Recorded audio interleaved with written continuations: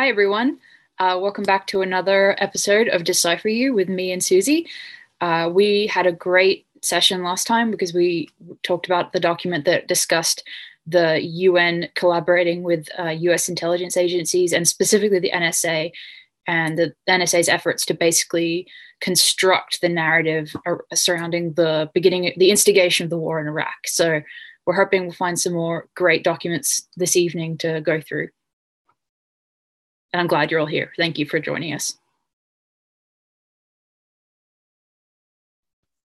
Hey, you guys, thanks for joining us. I'm just having a quick look in the chat. Hi, everyone. Okay, so thanks to the awesome Cockatoo, I have an updated file list here with all of the links. So we can just pick up straight away where we left off last week.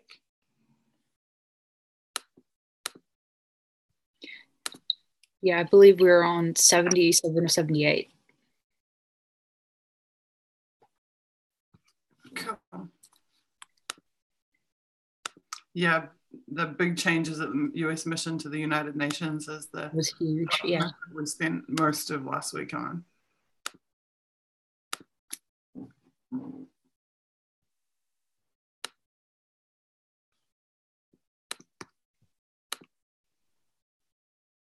Okay, straight into it. PKI certificate drive reaches the home stretch.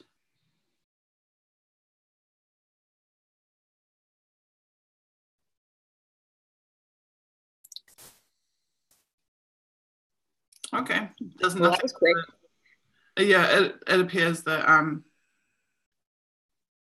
it's a security certificate that they're referring to for individuals. So each individual user must need to have one. Okay. It doesn't do much other than confirm that in 2004 they're using encryption, but I think that's pretty much goes without saying. Yeah. Tell us your unusual job experience. All right, we already read one last week about how they were putting a call out for people. So yeah. This is just a reminder notice. This one was written up in the Intercept. Great. Which was the seizure.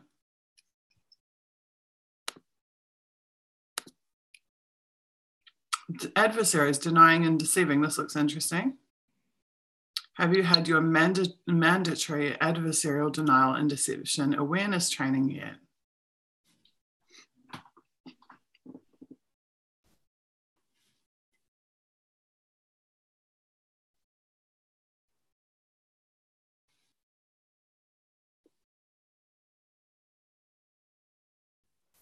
Yeah, it's interesting to see the same theme and repeated over and over again and just building on the documentation of the same topic.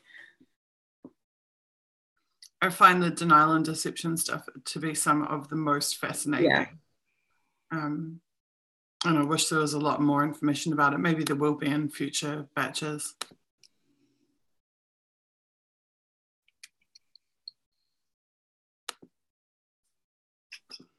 Misspent youth, jobs and essays held in a former life.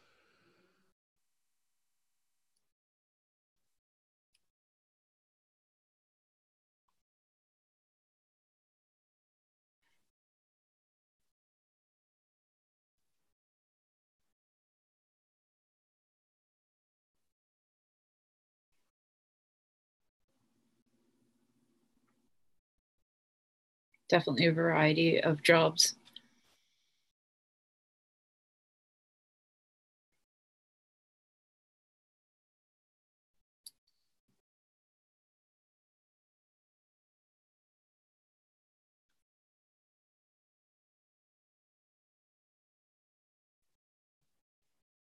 Tomato might. Yeah, exactly. Like this is.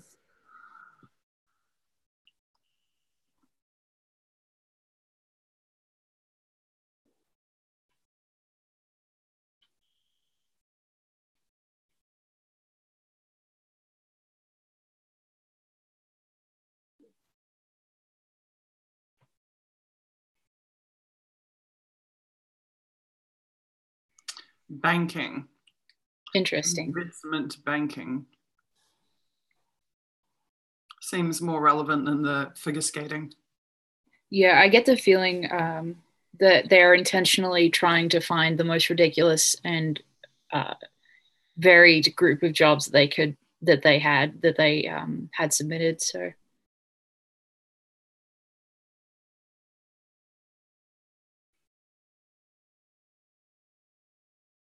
it's interesting that they don't have anybody just say, "Oh, I studied international relations" or whatever that we see so often.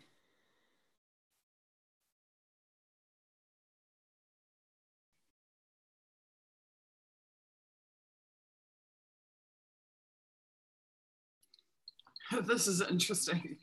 I later became a cameraman. The director of a show asked me if I knew how to operate the camera. I said yes. He went back to the control room. As soon as he left the studio, I went to another cameraman and asked him to show me how to work this thing. Yeah, Great. A con man at a TV station. definitely.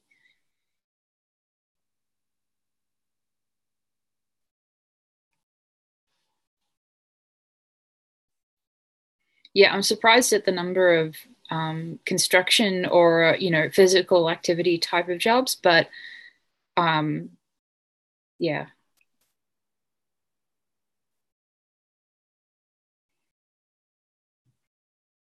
I get the feeling that this is probably a very much minority of the submissions they would have had.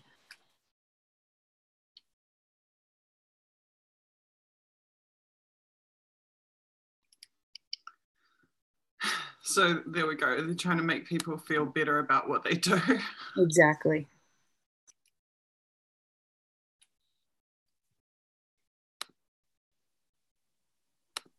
Okay, more leadership changes.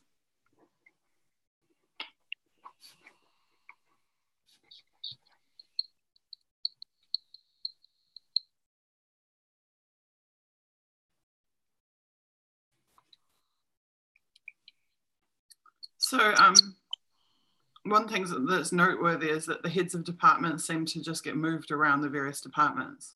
Definitely. Which we see at executive level as well, because the director of the CIA and the director of NSA get shuffled around as well. Excuse Definitely. me.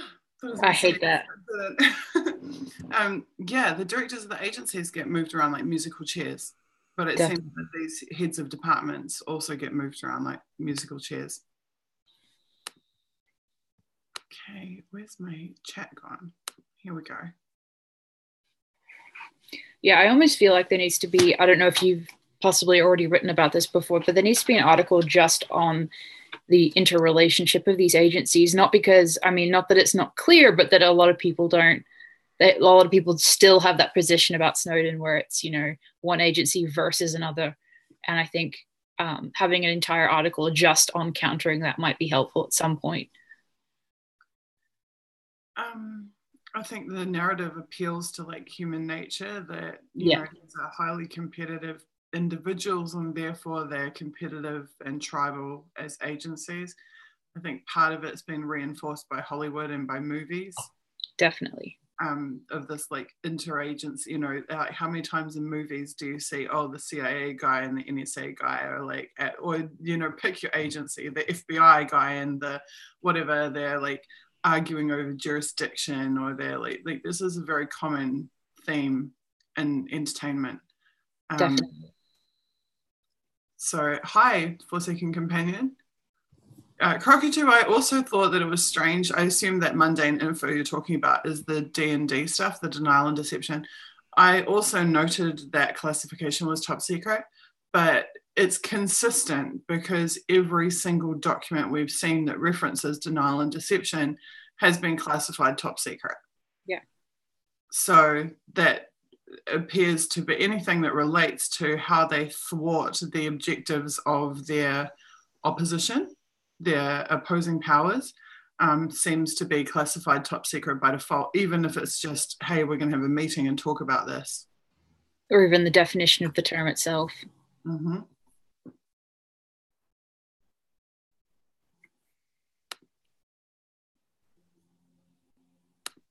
Okay, back we go.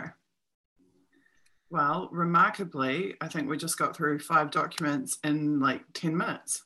Yep. Very good. So now we'll go for some more.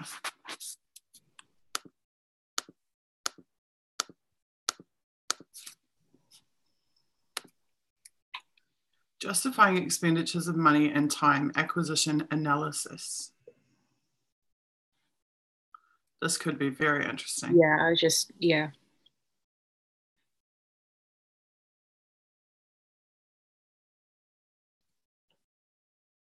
If you're of the old school at NSA where you throw money to bridge the capability gaps you've identified, then you hated June 2003. That's interesting. They're identifying the old generation versus the new generation immediately.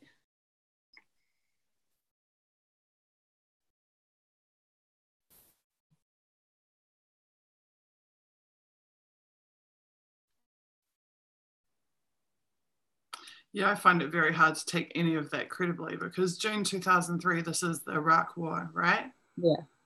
So if they had a total overhaul of acquisitions process at the beginning of the Iraq War, then it didn't serve them very well. No, yeah, absolutely.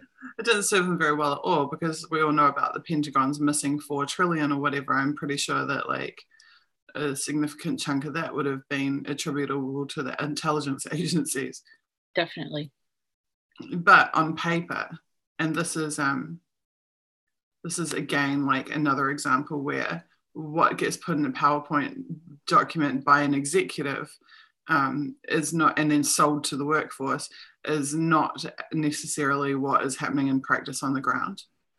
Absolutely. I think they're two entirely different questions. Yeah, and the amount of time they spend crafting their narrative makes that pretty clear. Yeah.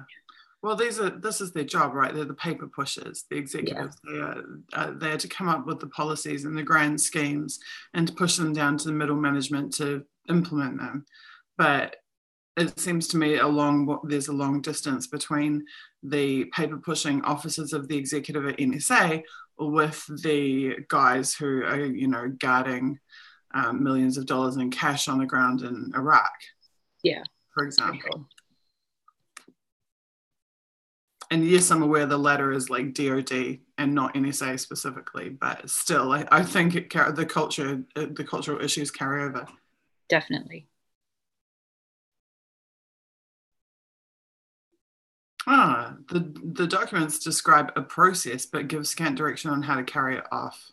How convenient.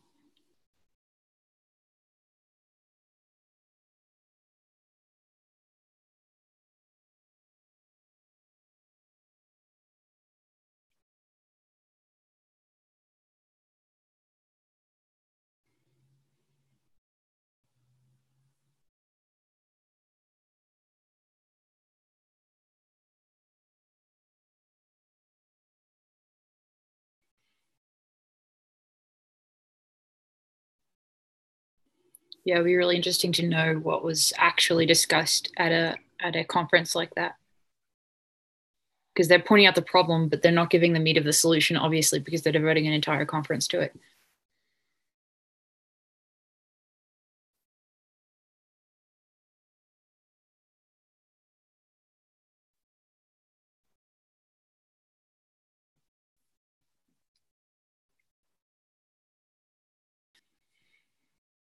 So the conference is to provide guidance on implementation, is my interpretation. Yeah.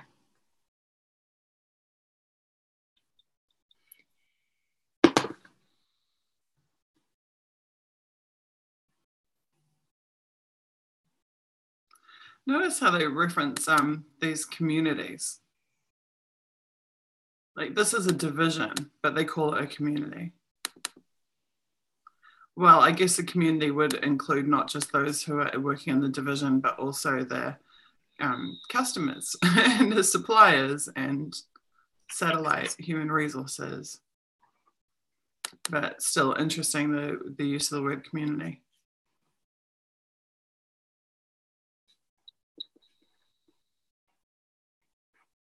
Yeah, that sounds like a very corporatized, kind of almost I don't know if it's a euphemism, but it's definitely an interesting characterization of that.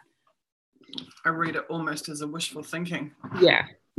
I read it as they're trying to make people feel that they're part of something more than a giant machine. Definitely. That's a great way of putting it, for sure. But whether they are or not is debatable. But you're correct, it's a very corporate thing to do. Okay, dictionary equations.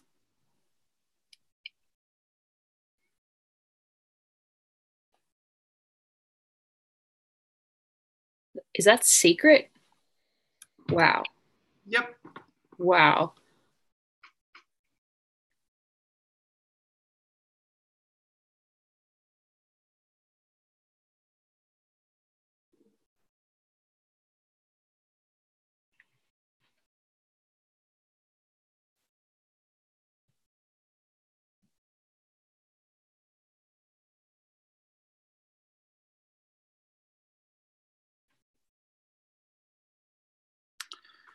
Interesting. Very interesting.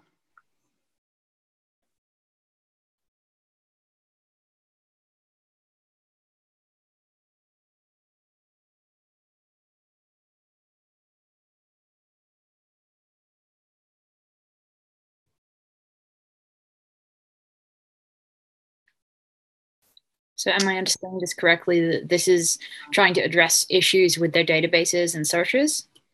This is about the formatting of the algorithms, the search Okay. algorithms that they're using in the queries, the search queries. Yeah. So what he's saying is that if you don't set fixed parameters, it's going to give you results Yeah. on anything that contains it.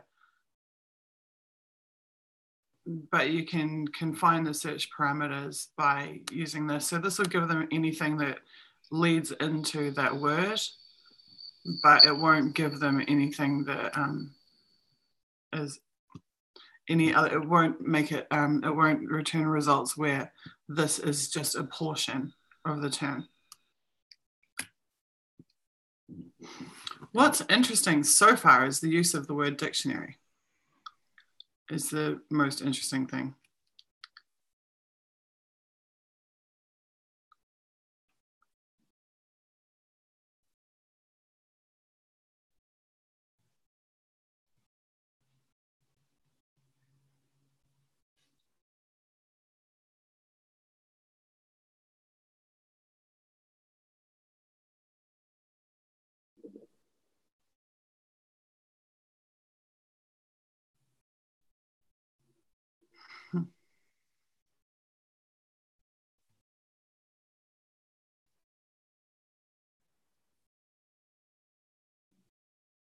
It just goes to show like how much crap they must be wading through.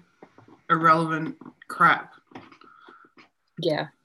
Definitely would decrease the efficiency of them trying to access their own databases and get relevant information.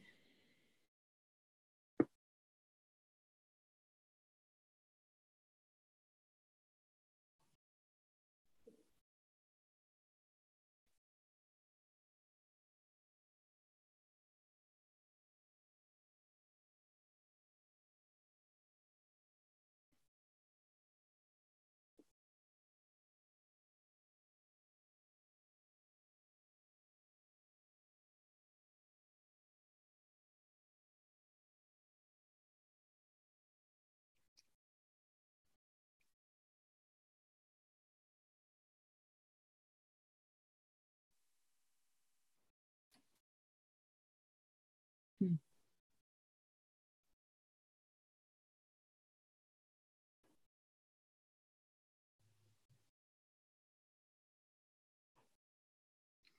Interesting. Okay, so this is extremely interesting to me. It's probably not at all interesting to the public or particularly newsworthy. Yeah, I'm not sure that I'm following a lot of it. It's just purely describing the rules.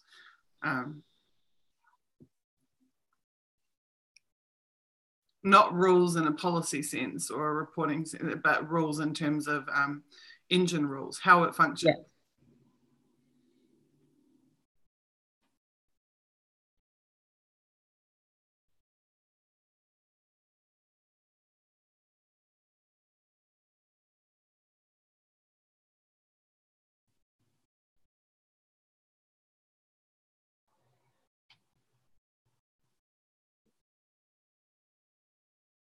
So they're trying to teach the analyst to refine the search. Yeah. Abdul bad guy.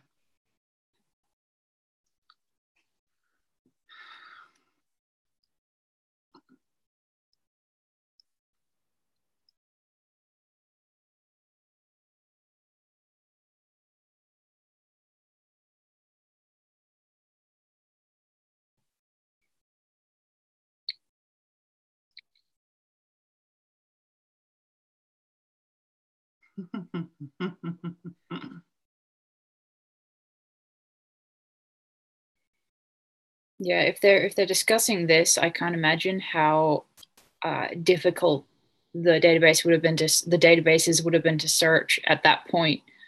It must have been a nightmare if they're having to describe this specifically to people.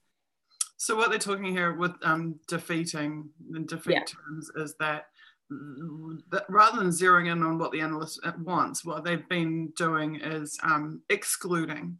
Yeah.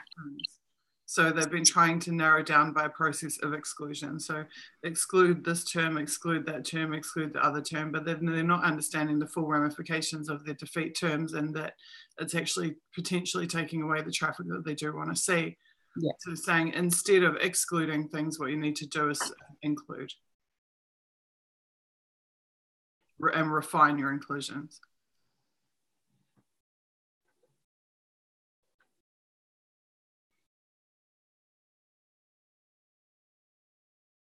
Use positive selectors. So you use what you do want, not what you don't. Exclude what you don't want.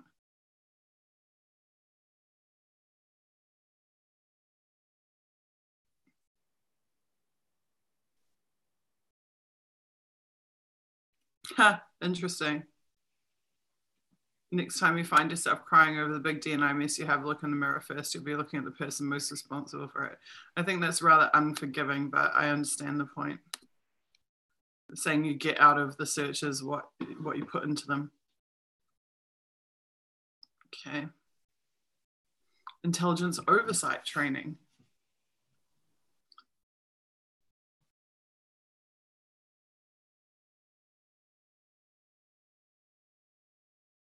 So this was where once a year they had to go and sign that they have read the documents, the congressional requirements for reporting. And I'm sure that about as many of them actually read it as people read the Apple terms and conditions. I think we talked about that before. And there you go, 6,800 is 60% of their workforce. Yeah, that's a definitely a point to note.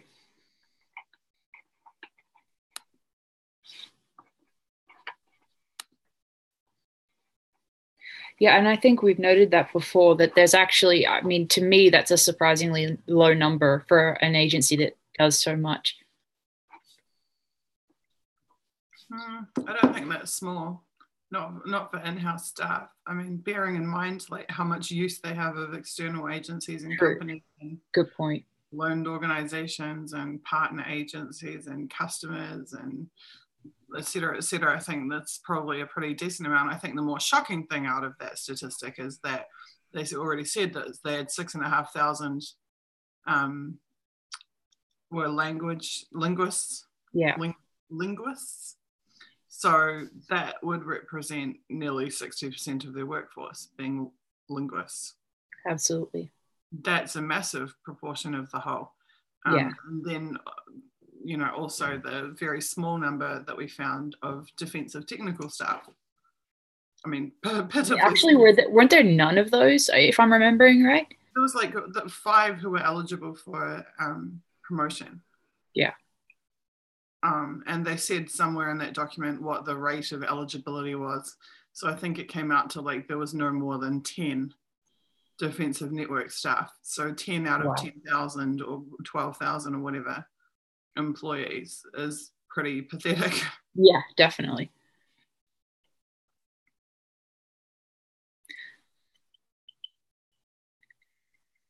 Well, if it's saying that this is a requirement for everyone, does that change the overall number of people that we were discussing just now, or?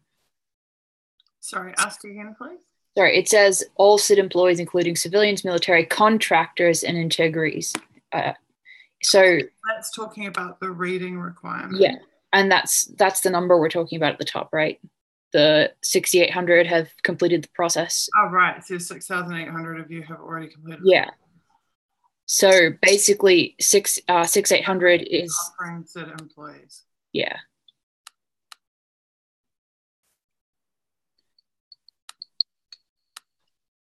I'm pretty sure that relates only to employees. Okay, cool. Good to know.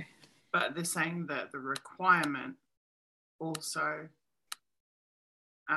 it's also a requirement for these people to read it. But they're talking here about specifically I mean, that's why they have here in capital letters, because these are the ones they're directly responsible for making sure undertake it.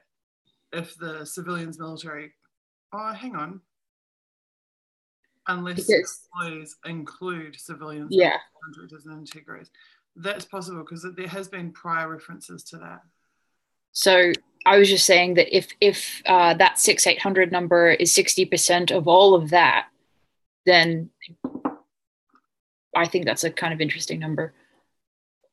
Yeah, so there's different, I mean, contractors can mean different things. So contractors can be someone who's on contract to the NSA. Yeah. Or and I don't mean in this context of this document, but contractors can also be, you know, Microsoft employees or Oracle employees who are doing XYZ for NSA. So yeah, is that, you know, contractors within the workforce or contractors that you hire externally, private companies, could be either. In the context of this document, it does appear that this is a breakdown or a partial breakdown. Yeah.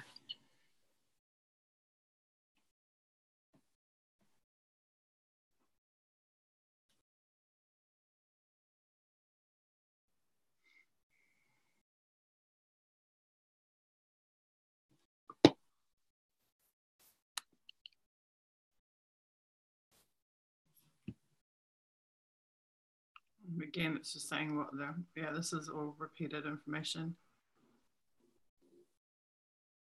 Again, the right to privacy. Yeah. So it seems pretty clear that they want everybody to be aware that privacy is imperative. Aware in the sense of having to sign their name to it every year, that they're aware of it. Yeah. Also, in reality, they are fully aware that they're breaching privacy every single day. Absolutely. But as we discussed previously, they can't really do anything about that either. Yeah. Because they're amnesiac managers, they're self-described amnesiac managers, will not want to hear about it. Definitely. Okay. Let's just check in with chat for a minute. All right, you guys. Yeah, I'm always hearing learning these new terms for all these projects like Dragon View and, Flood Scope, Moonshine, all of these things I've never even heard of before. So.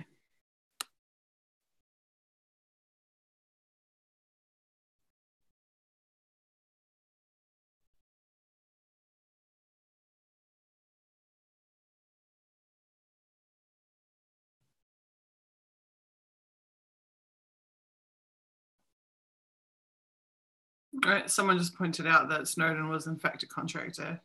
Yeah, I remember reading about that. Yeah, and that's when we're talking about the numbers, I think it's interesting to understand what these numbers are, because I think that having a perspective on how big the NSA is versus how much money it uses, all of these things are, I think, interesting issues.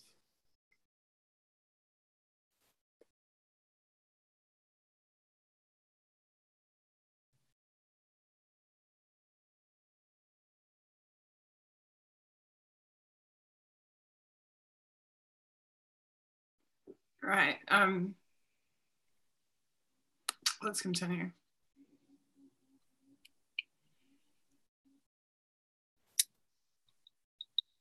So Dragon View is a visualization tool developed within tailored access operations hardware bridging office. That is a mouthful.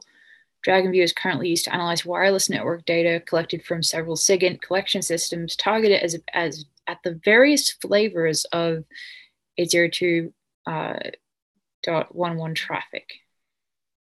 So I have no idea what that last part means. So what this means is that back in September of 2004, Wi-Fi was becoming not popular, but was being used.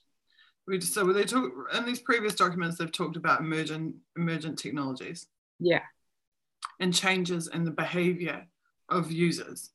So a major change would be the onset of Wi-Fi. In 2004, September 2004, there was not public Wi-Fi yet. There was not Wi-Fi data access points, all over the globe. But clearly there was enough of a beginnings of the use of that for them to need to have ways to collect on that specifically. That's my read. Yeah. I'm glad you can clarify that, because I had no idea what they're referring to.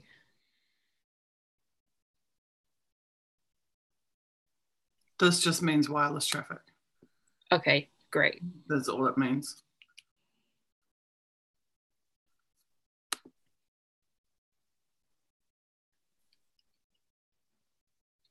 So basically, this document could be added to the discussion of the historical kind of changeover that I think we talked about in the first discussion of batch 4 documents.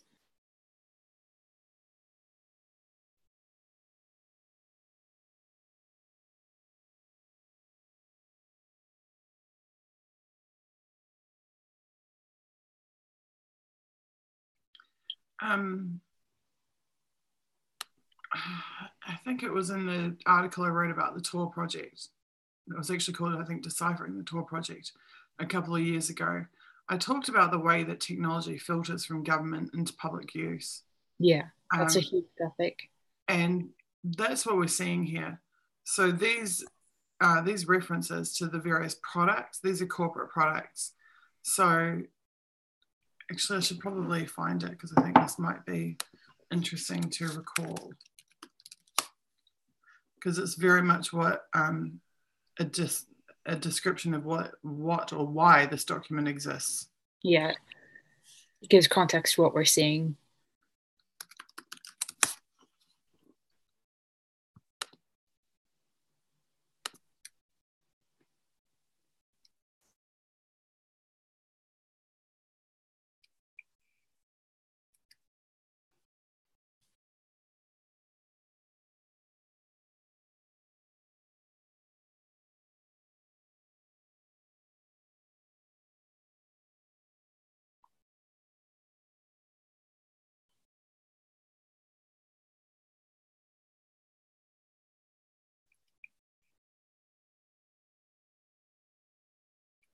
I said that the general public is at the bottom of the access spectrum where technology is concerned.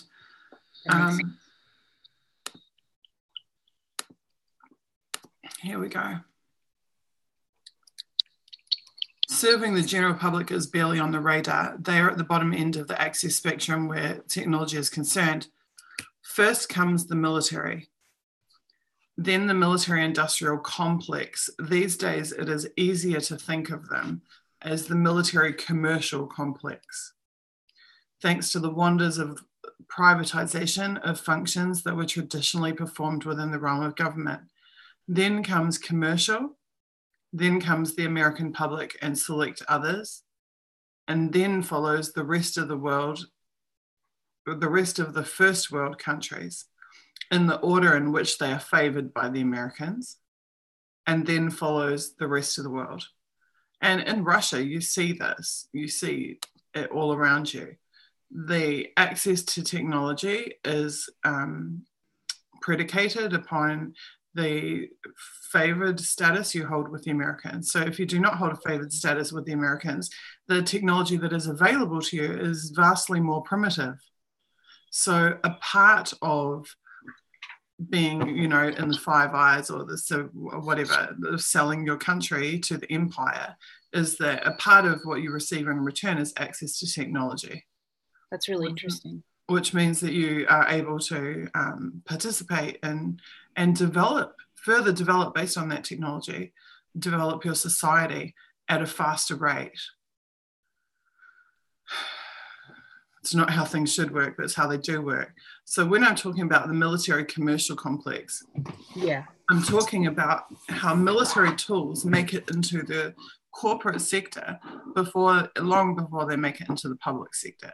So again, the corporates have greater access. And okay, here, let me give you an example that probably makes sense to people. You go to your CEO's house for a Christmas party or whatever. If you're lucky enough to go to your CEO's house, what do you see? You see the home-based technologies in their mega mansion that are not available to general consumers in the public. Yeah. You go into the corporate spaces and you see both hardware and software solutions that are beyond the imaginable reach of your average public consumer.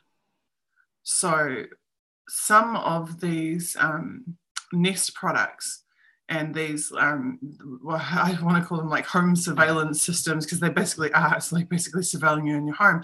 But some of these amazing things that they're telling us that they can do, you can do this, you can do that, you can do the other thing, you can answer the front door from your mobile phone, you can whatever else. These are things that you would have seen in the CEO's home for the last 8 years or 10 years. Definitely. These are technologies that you would have seen in use in the corporates for a full decade. So this is how, and this is part, it also answers some of, we've talked previously about how innovators become targets if they aren't prepared to sell the technology and sell the discoveries to the military industrial complex. If they will not sell their technologies to the agencies, if they will not abdicate, from the control of new emergent technologies, then they are targeted. And the reason for this is because the military holds an R&D, why R&D and science and scientists and researchers, why universities and academics are all beholden to the intelligence communities, the intelligence agencies, is because they consider that they have ownership of the intellectual product of their society, that they have a natural right to own and control that intellectual product. It's almost like it's a technological censorship. It's another variety of censorship from how I'm hearing, how I'm understanding what you're saying. Yeah, and then once they have that control, then they are in charge of how that technology, how the implementation and the use of that technology filters back down through their favored pancake of who's allowed to have it. That is the exact same process you see with the media as well. Like it's the same control filtering, the favorite outlet gets the scoop, or when with WikiLeaks showing the DNC emails where the politicians are working with the favored reporter to craft a narrative, it just mirrors that to me. So yeah, so they're able to control when the technology is blossoms, reaches its full potential, and then when it is released and to whom it is released and to whom have access to it. Absolutely, yeah. And that is firstly the military use, because they will turn every technology into, I think I told you about this, and people who are working on software like voice interpretation, text to speech to text stuff. This is absolutely. This is like 15 years ago. 15 years ago, there's people, and they're on this like totally benign project. They're like, this is going to mean that blind people are going to be like better for, and it's all like to help people to overcome disabilities and blah blah blah blah. And then the actual interpretations, the actual forms of use, it turns out are military and not civilian. And the civilian uses are like the last priority. They're right down the bottom of the chain. So from the intelligence agency's perspective, the control of technology is A, how can we use this ourselves for military gain and military purposes? B, how can we commercialize it and make money out of it? Absolutely. And then C, who amongst our allies will we allow to have access to it or to benefit from it? And then D, E, F, G, H, somewhere down there is, okay, now we'll let everyone in the public have access to it. Yeah, so Wi-Fi would be one of those things, and there'd be a whole lot of other examples as well. So. Right. So what made me think of it is that I'll screen share and go back to the document. I can get rid of this now.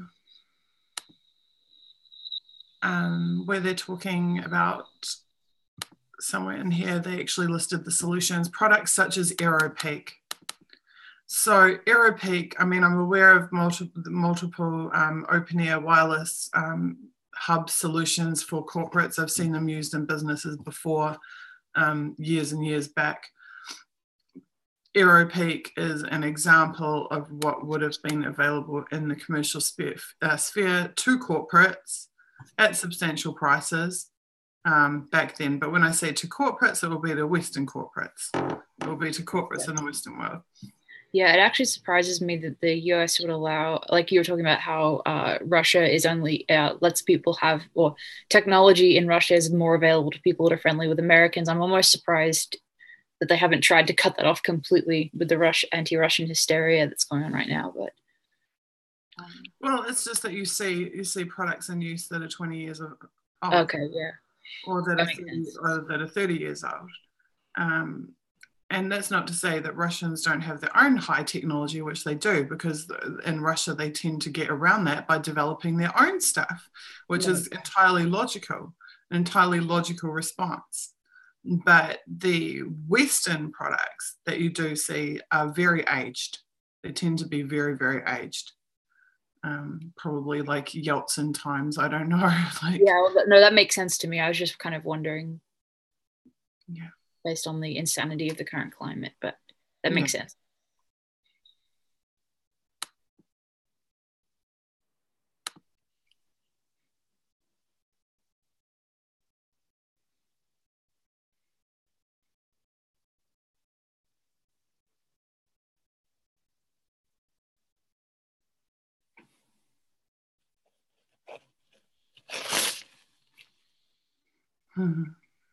Makes me smile when I see use Netscape Navigator, which at the time was colloquially known as Nutscrape.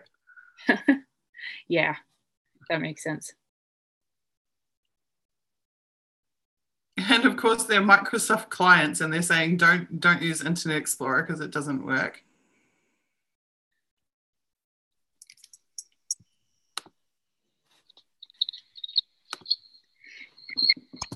Okay, let's see what our awesome chat people have to say about my little explanation there.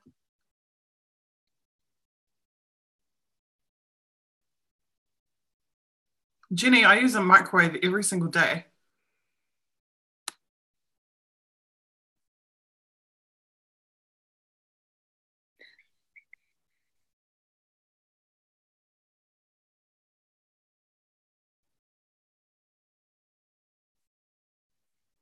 Google drives around with their Street View vehicle with Dragon View on board. I think this was a little bit before Street View, but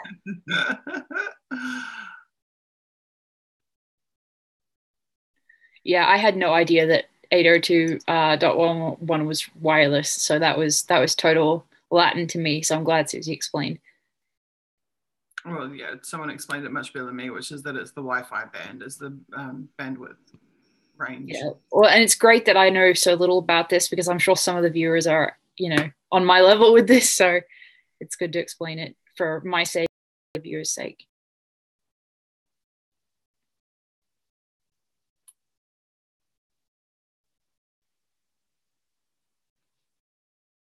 Hi, Jenny. Jenny's saying hi to us. And Deborah. Hey, Deb.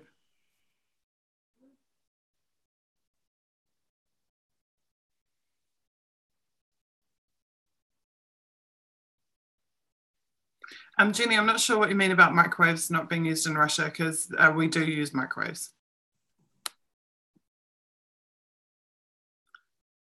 Yeah, I once actually had a person in the US ask me if Australians spoke English. So sometimes there are just genuine misunderstandings about international life, I guess.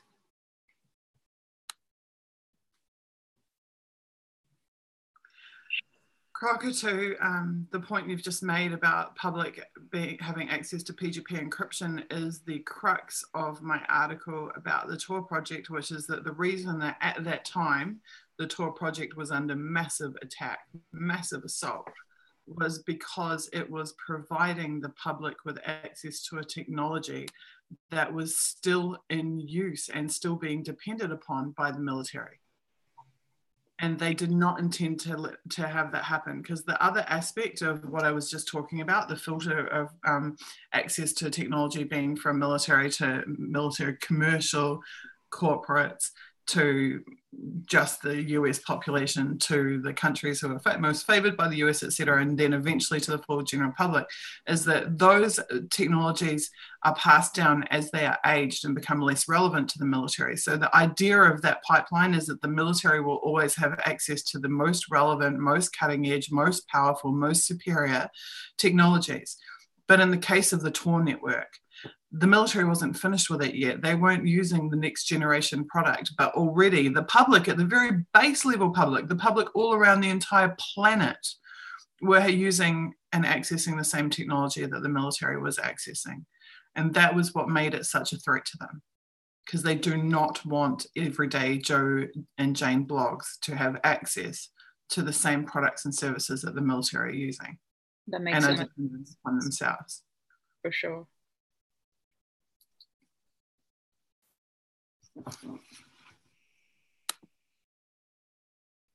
Bitcoin just went through 12K. Well, feel free to donate me some Bitcoin. That would be fantastic. That would be amazing. Amazing timing.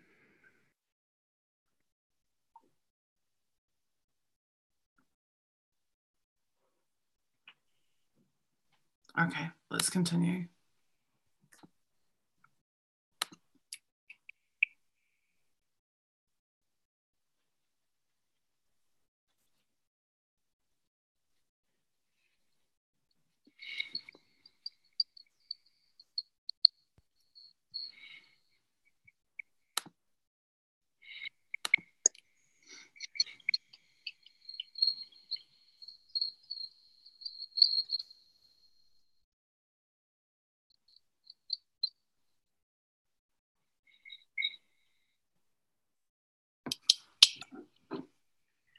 Yeah, another mention of the UK-US program starting in 1941. Orange picture passes. Mm-hmm.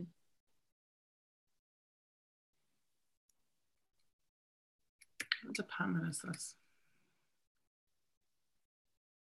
UK LO, so UK Liaison Office.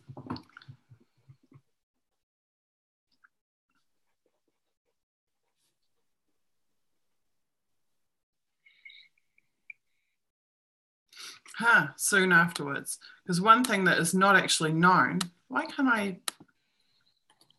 Well, it looks like you can't highlight it. I can no longer highlight. Interesting. Okay, it's actually unknown by anyone, apparently, the specific dates that Australia and New Zealand signed on. Yeah. But soon after would presumably mean like within 5 years.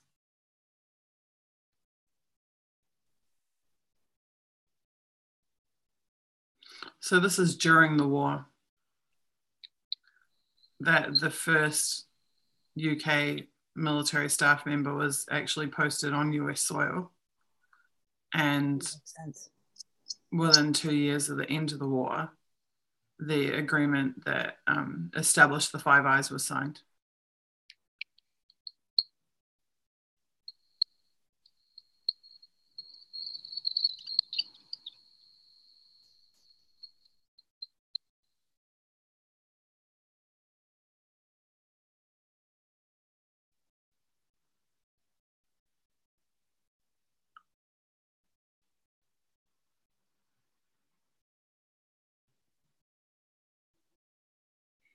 $2,000 visitors to the NSA, mostly from GCHQ. That's interesting to me.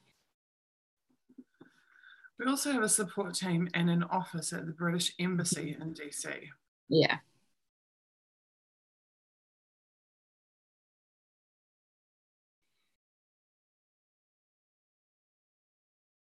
2,000 UK visitors to NSA, yeah.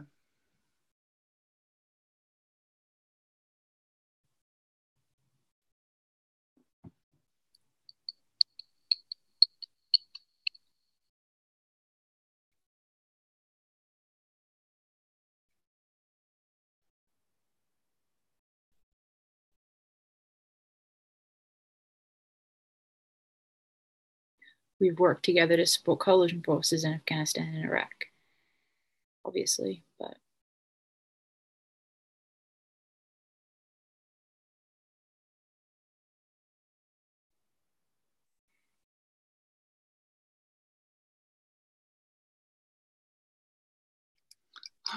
What? yeah, no, that whole little paragraph on, yeah, on cultural cliches.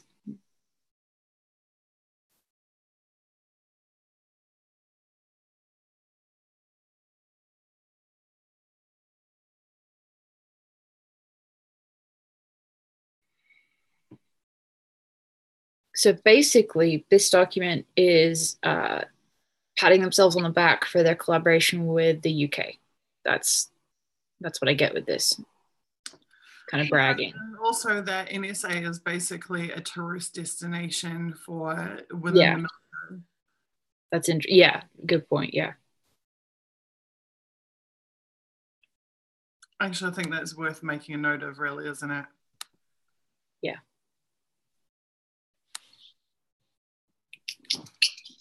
NSA is a tourist destination within Five Eyes. 2,000 UK visitors in 1 year.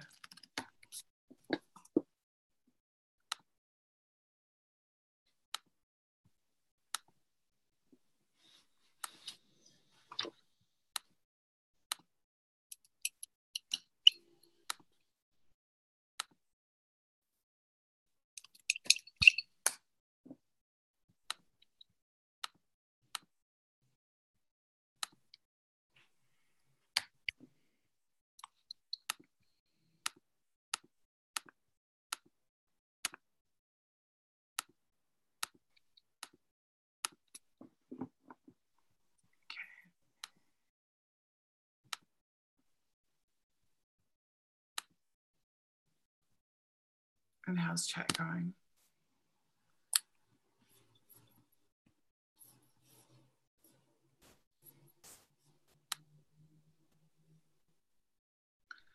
Deborah is saying to you, Elizabeth, to read the Kissinger files for more info, more insight on the UK-US military alliance. Interesting stuff around Navy satellites. Interesting.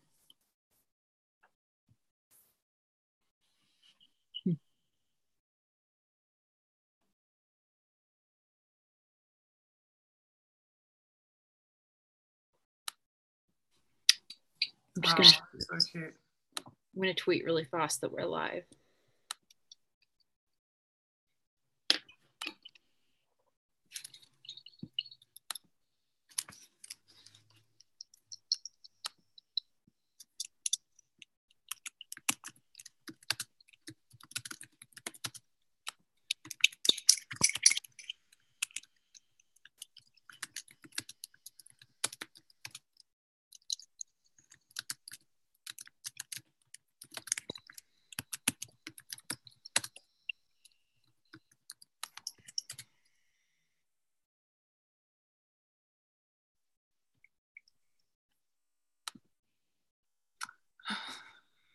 God, people have terribly dirty minds, don't they? What happened? Oh, chat. I'm going to blush if I recount it. Okay, I won't. I won't even ask. I understand. I'll just say my last tweet, like before we actually got on, was in fact in reference to me arriving at the stream. Ah, okay. As opposed to what certain people have chosen to interpret it as. Fantastic.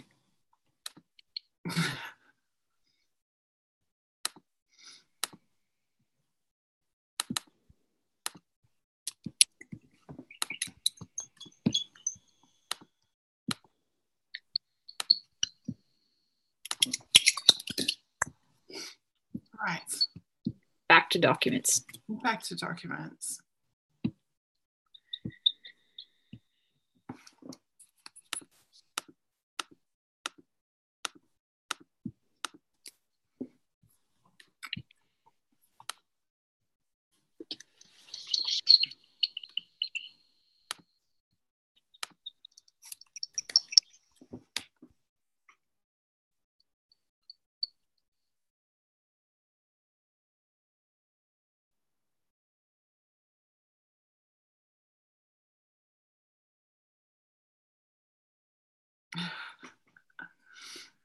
Would you believe it's been 4 months since one team merged with another team?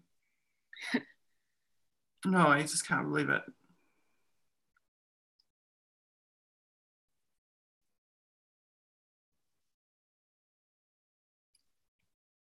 Corporate business requirements. Yeah, I'm really still having to get used to seeing the outright corporate language that they use and the whole idea of them treating themselves as a business.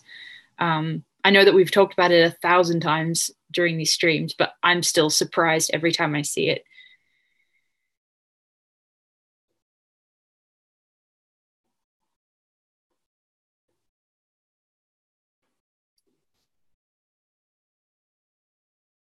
Incontinent. Sorry for the incontinence.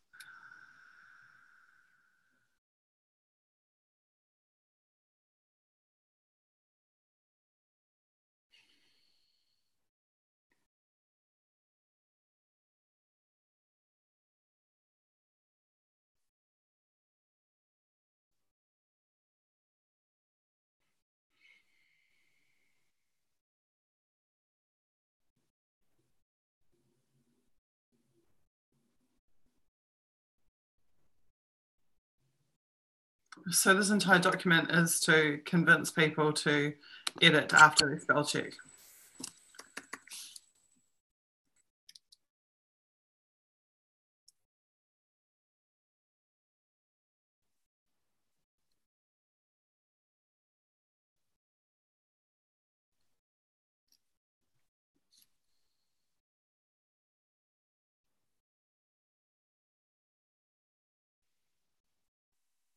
Yeah, this is the second or third document that I've seen with you that mentions the Olympics specifically and the NSA's involvement in monitoring surrounding events. This was actually covered in the Intercept, the original Intercept reporting. So there's that might be where I'm point going into it.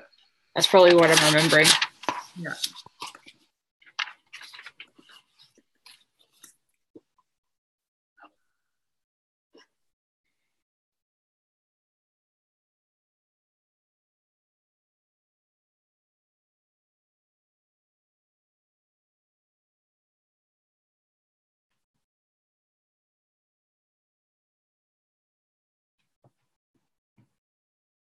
I'm trying to work out, okay, so CENTCOM is Central Command, EU is European, obviously, Northern Command is like Arctic, Pacific Command is obvious, Southern Command is Antarctic, JF Command I assume is Joint Forces? Am I right? Does anyone know if JFCOM is Joint Forces? I have no idea. That's, yeah, if anyone can in chat can look that up for us, that would be great. I don't see, oh no, there is Pacific. I was going to ask if one of them is Asia. Okay. But then if Southcom is different from SOCOM, what is SOCOM? Is this Joint Forces and what is Special Operations, right? Yeah, I think it's Special Operations, Strategic Command, and what? Command? I have no idea. Fill the gaps for us.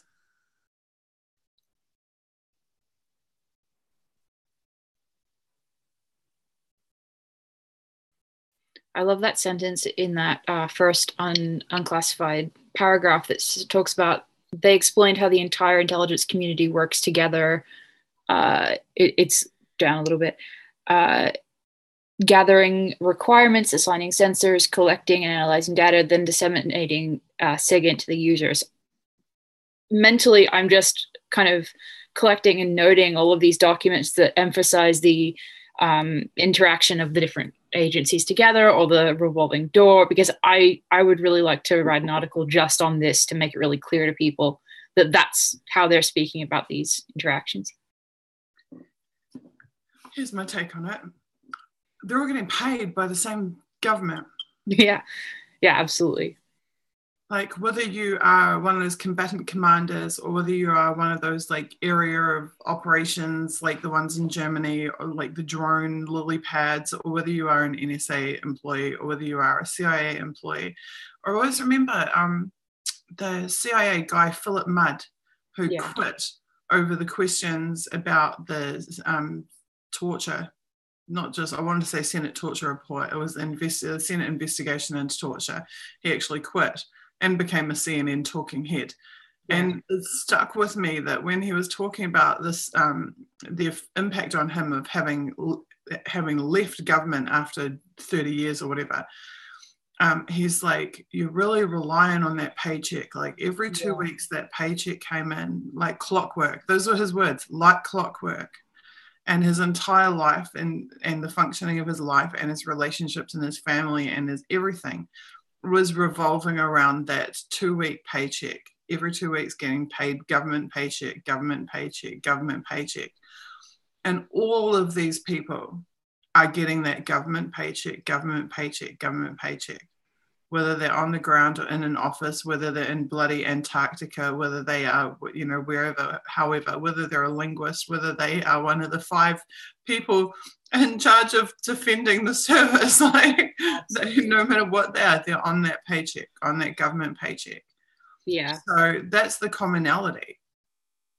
Absolutely. And I think that's really self-evident and logically obvious.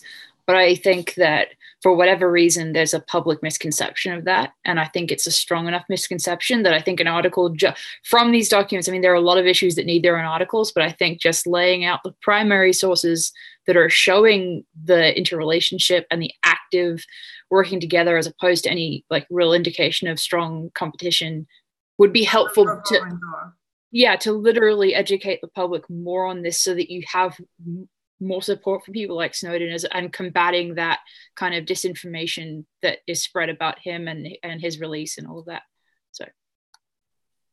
So that's, as we're reading, I'm just collecting, mentally noting these documents that mention it really clearly.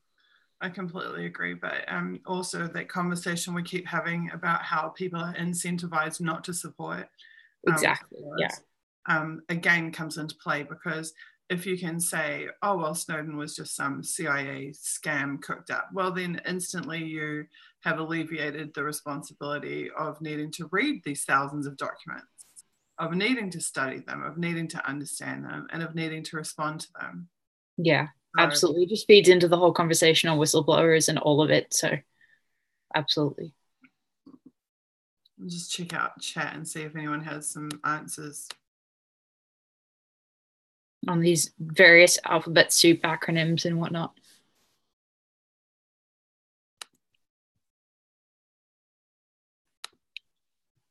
Soup.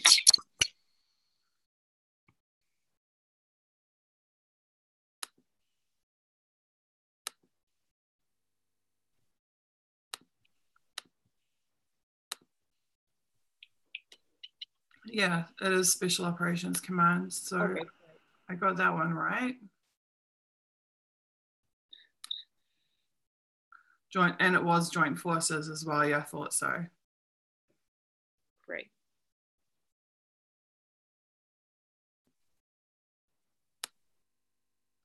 GCHQ had 5,500 employees, of whom 2,000 travel to the NSA in a year. Wow.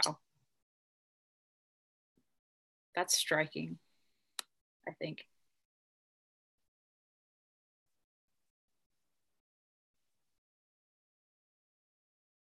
Thank you, Deborah. We appreciate it.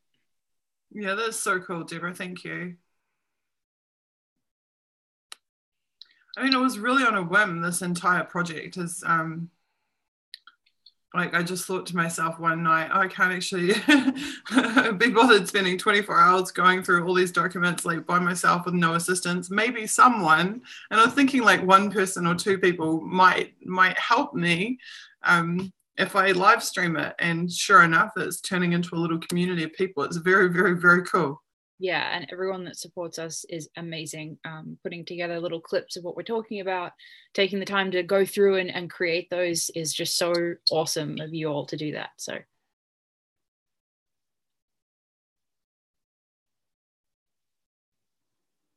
I love it. Deborah, what this says, what the world needs now is love and for more people to read documents. Definitely. I completely agree. Completely agree.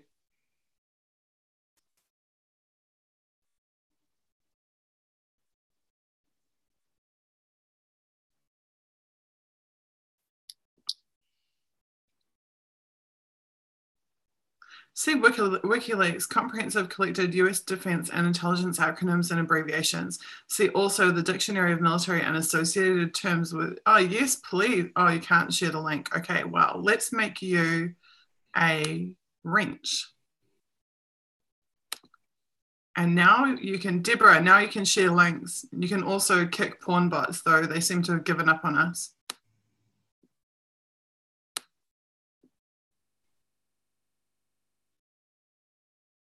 I agree with you, Defango. You're spot on there that government documents are better than any novel.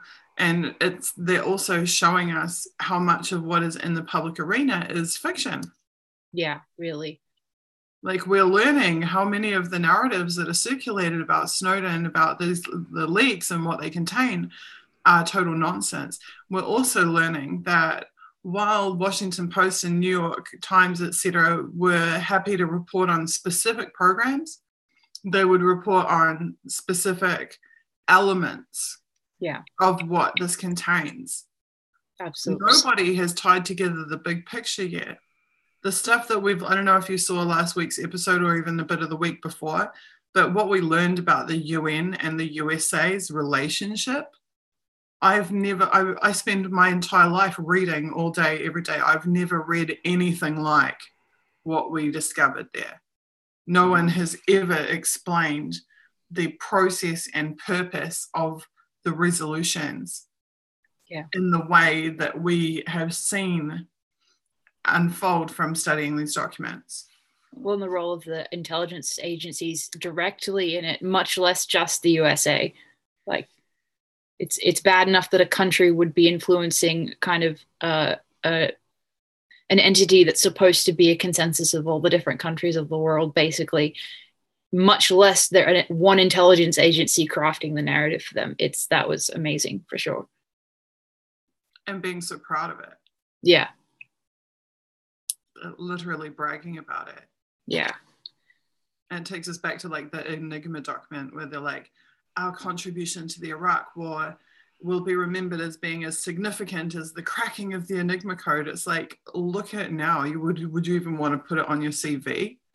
That you're a part of devising the false intelligence that led to the deaths of millions of people.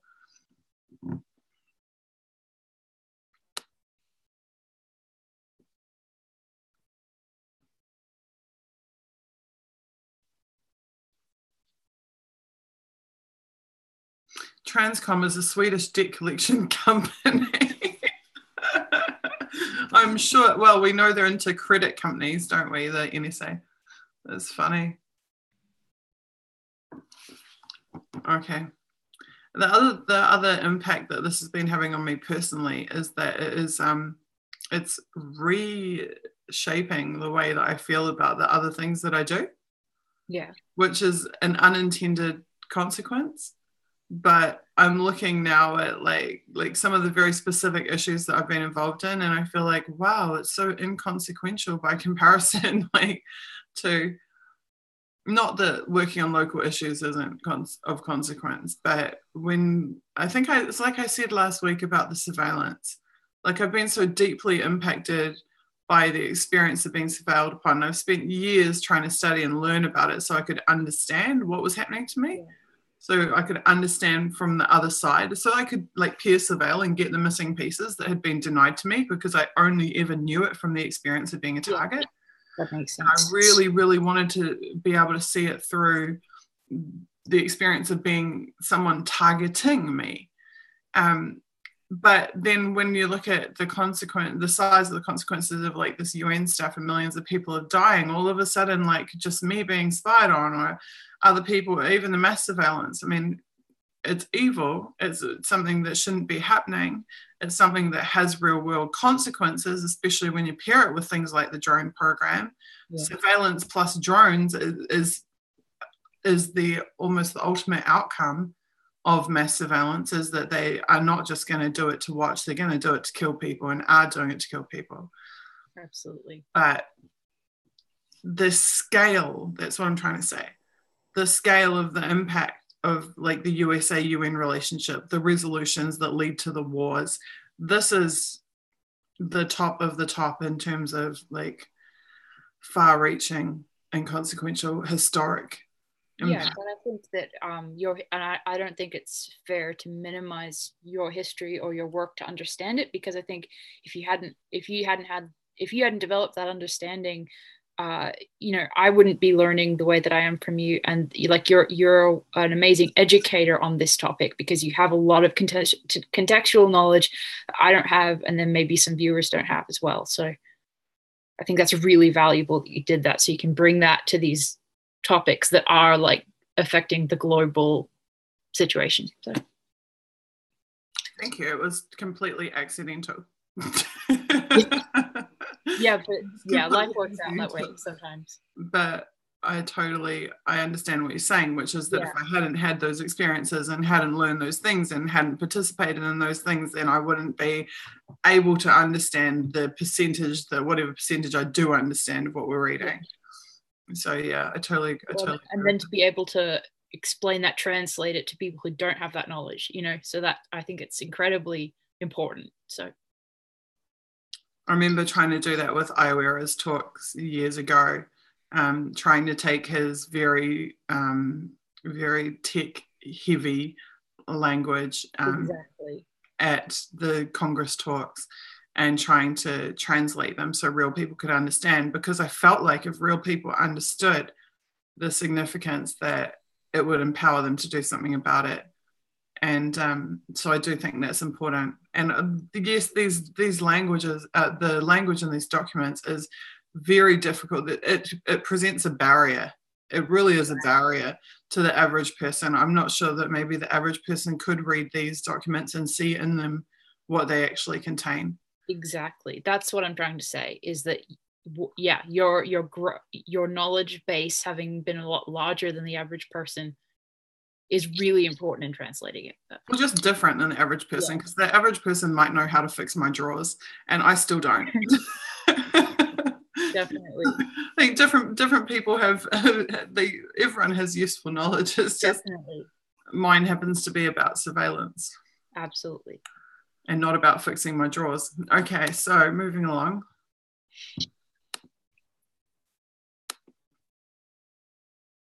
Yeah, we've made it through a good number of documents today, I think. Relatively. Yeah, I mean, almost like, I think 30-ish. No, 20. Let's keep going. Yeah, definitely. I'm keen. They explained how the entire intelligence community works together, gathering requirements, assigning sensors, collecting and analyzing data. See, to me, this reads like a software development process. Yeah. It reads like a combination of like software development lifecycle and the project management. Yeah. We are working together to gather requirements, assigning, or assignations is the easiest way to say that, collecting and analysing data, and reporting would be the natural next step, which in this case is disseminating SIGINT to the users. So it's like a cross between like IT and just corporate life cycles. Yeah.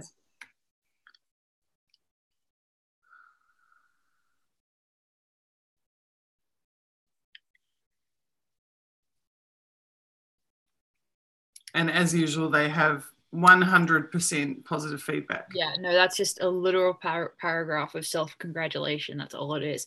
The next paragraph I thought was a little bit interesting, where it says next year's conference will be aimed at specifically collection managers.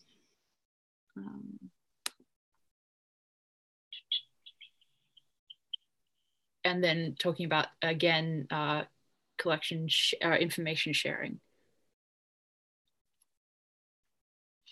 So that would be. I want to know how many of these things there are, these target officers of primary interest. So you'll know from previous episodes, you guys, that one of those is the German target officer of primary interest that was spying on Merkel. Yeah.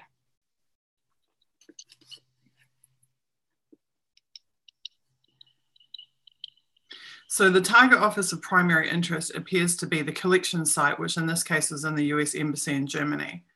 The area of whatever it is, SOC or whatever, the area of operations or command or whatever, I'm getting my terminology mixed up, but that's the lily pad that's in Germany, from which is the like stopover point for the drone. So you have the collections and the operations are different. So how does that relate to fusion centers? Because I have that connected to this. Fusion centers are like, imagine a call center. Imagine a giant call center where they are receiving and sending information interagencies. And they do have an analysis components as well. They're also analyzing the information, but they're like a bridge. They're like a bridge between agencies, between local agencies and all sorts of government, not only government agencies, though, also the private sector as well. So like they might be informing a bank that they have information on something related to that bank, or as we know, Federal Reserve Bank of America is a customer of NSA. You'll have local banks in local states that are customers of the fusion centers. So fusion centers are combining, the reason it's called fusion is because they're combining the information from all of those sources. And when I say they're a call center, it's because they're literally making the call, they're receiving the calls from the agencies and making the calls to the affected or potentially affected parties, interested parties. Okay, that explains a lot to me. Thank you for defining that. So I feel like that was actually a really terrible explanation. No, I think that's the type of thing I'd like to see in a short clip, because I think, I don't come at this with any knowledge of that type of terminology. So it helps me to understand better. So what the fusion centers were doing, I think if you think of it in the 9/11 context, it's the information sharing, right? So they're trying to implement information sharing. Now we see in the NSA documents, they have Transformation 2.0 program where they're wanting to enhance the information sharing around the globe and their global network, as they call it. The fusion centers are implementing Transformation 2.0 nationally. So on the ground, they're basically on the ground implementation of that. They're the interagency call center that says, this has come in from the FBI, we need to send it to XYZ sheriff's office. We need to tell Bank of America branch located at wherever. They are kind of like little mini NSAs, like. Okay. So the way I'm understanding, I don't believe they're performing the physical collection, but they're bringing all of it together and then sorting through it and determining who needs to have access to it, and then making sure that they get that phone call. That's why I say call center, because they are responsible for making sure that that knowledge gap is filled.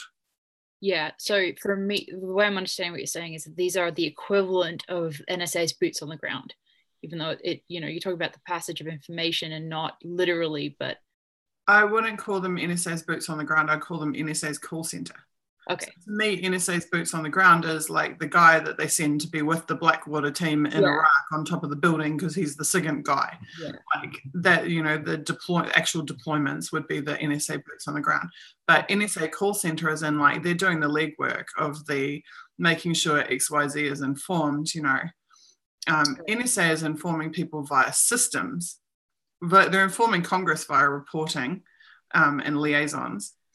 they're informing partner agencies via their liaisons, like the UK Liaison Office, but they're informing their customers through their customer gateways. They literally, a customer request comes through the portal and then is fulfilled and then gets sent back to them as a product, an intelligence product.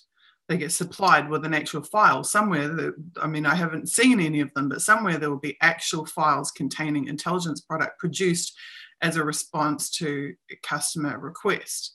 Okay, that makes sense. The fusion centers are more like the alert system.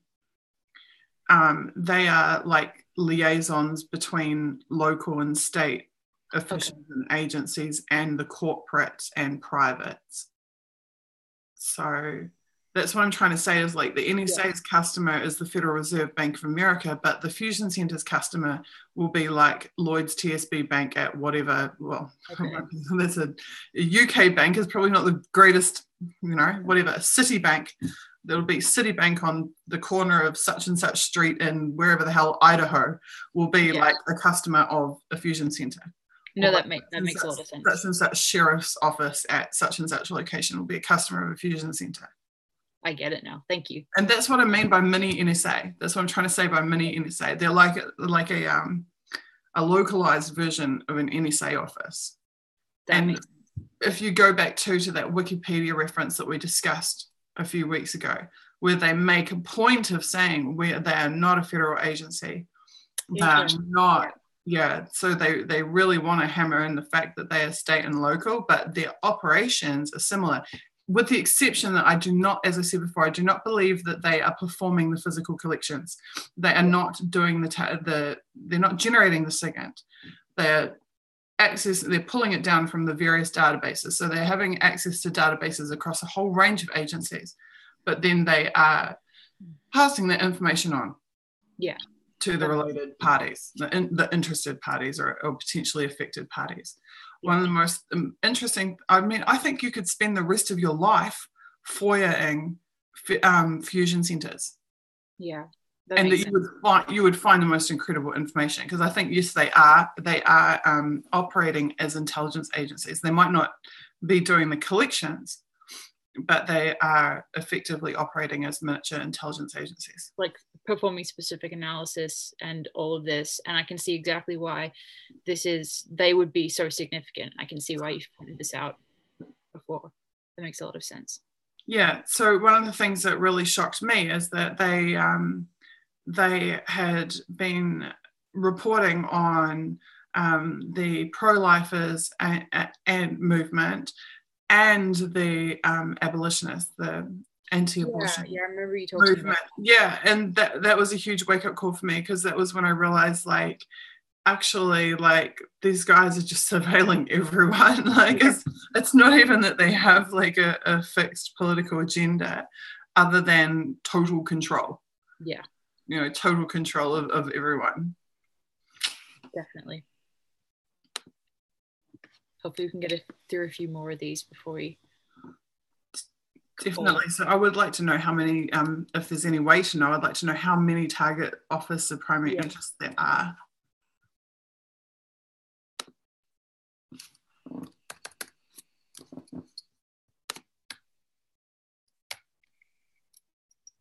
SIGINT via tablet.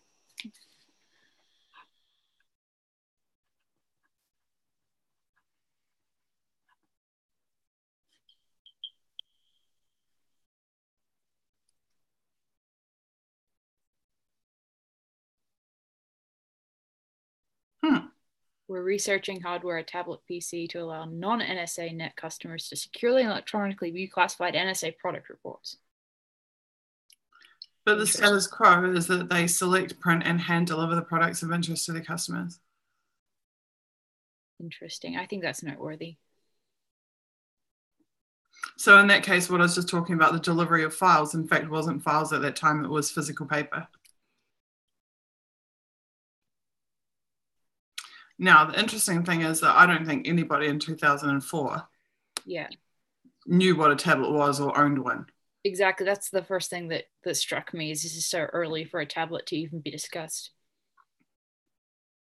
But it goes back to what you're saying earlier about the top the military being so early in creating and using these products. Yeah, they're actually having to explain what a tablet is.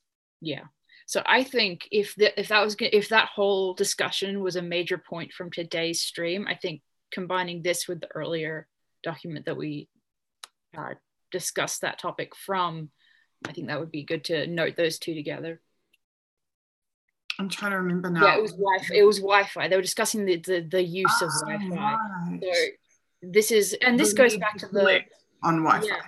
Yeah, and so I think this goes back to that whole conversation we had in another stream about the fact that we're watching the historical shift in these files. The NSA's development of all these different technologies and tools, whether it's drones or whether it's using Wi-Fi or tablet or whatever. So this is why I love having you here, because like you put that together in a way that had not even occurred to me, but you're completely correct. It's not just the advent of drone technology, it's the progression of personal computing and hardware. And networking, wireless networking.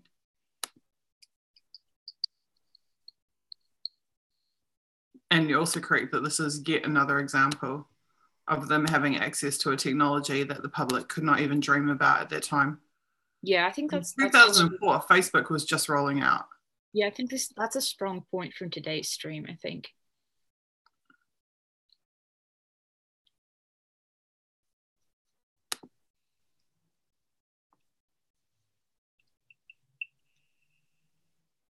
So look, the Pentagon was already trialing it. Yeah, and they're describing, like you said, they're describing not only what it is, but how it works, and talking about how electronic delivery of product reports allows customers to quickly and accurately search the voluminous data for keywords. So they're literally explaining how much more efficient this is going to be when it's implemented. Okay, and it's going to tell us what the NCR DEF is. NSA CSS representative defense. Interesting. And they're having to tell people what USB is. Yeah. They're actually having to define USB. To the NSA, within the NSA.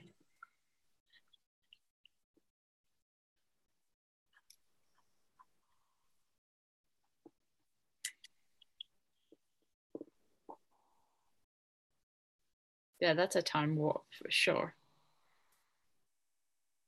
So here's another question for the Pirate Pad. What was the earliest instance of a commercially available tablet? Yeah.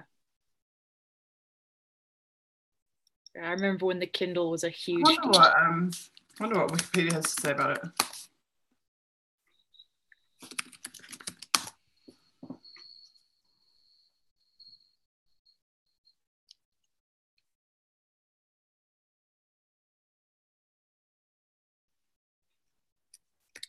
Early tablets.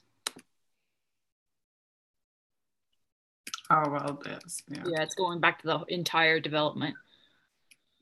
That, I wouldn't even, Yeah, that's not relevant. PC is different. Yeah, first product was released in 2009. Look at that, 2008, first plans for an Android tablet appeared. That's an awesome point. That goes directly to what you were saying earlier. This is what, 4 or 5 years prior to this, the NSA is talking about it. So I think that's a great primary source example of exactly what you said.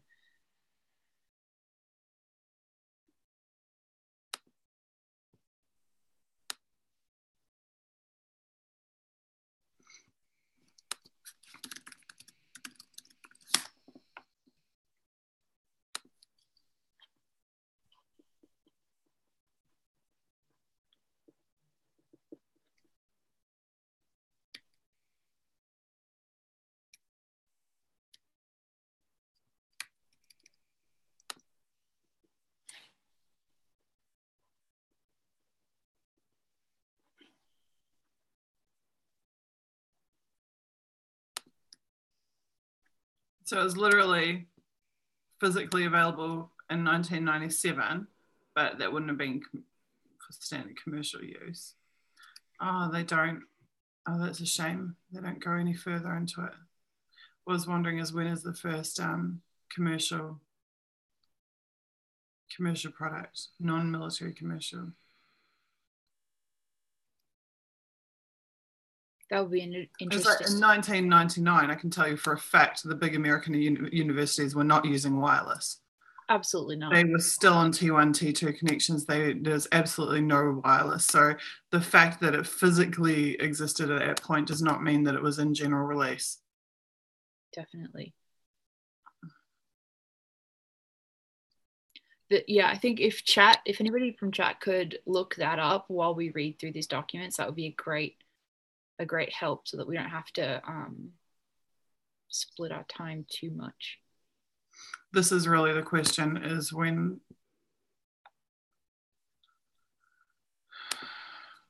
did that become available?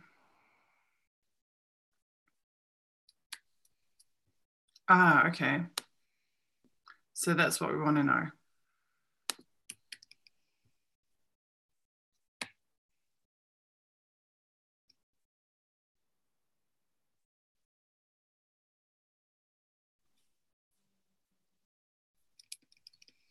Okay, moving along, back to the docs.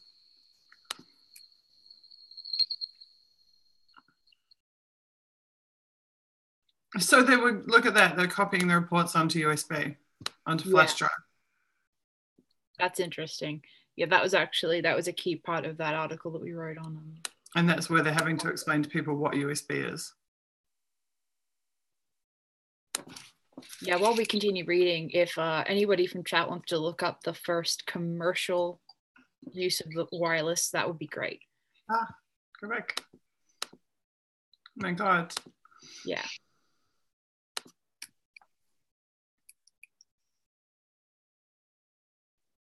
Since first appearing on the market in late 2000. Oh, that helps.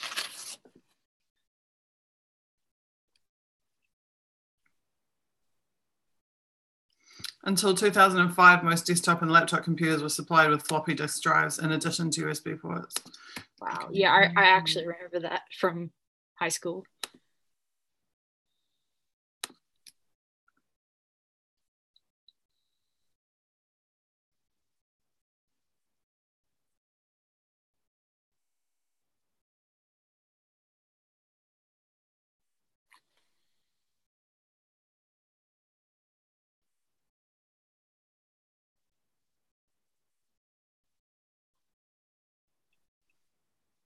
So thumb drive was actually a brand name.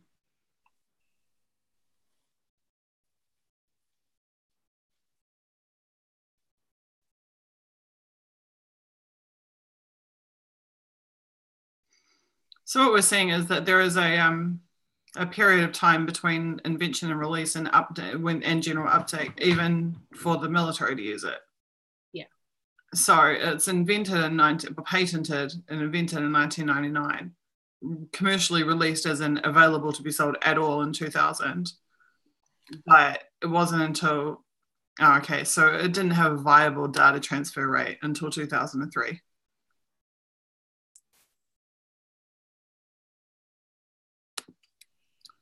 Saying 3.0, well, 2.0 had, okay.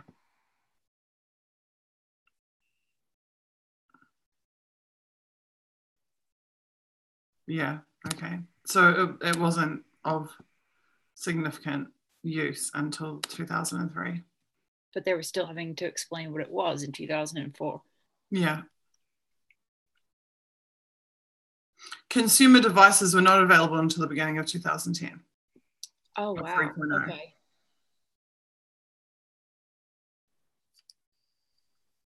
That's of USB 3.0. Interesting.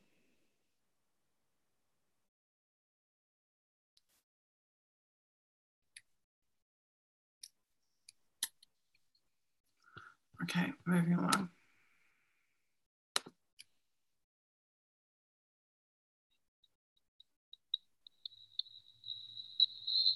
Multimedia capability. So they're already considering visualizations, delivering intelligence product as visualizations.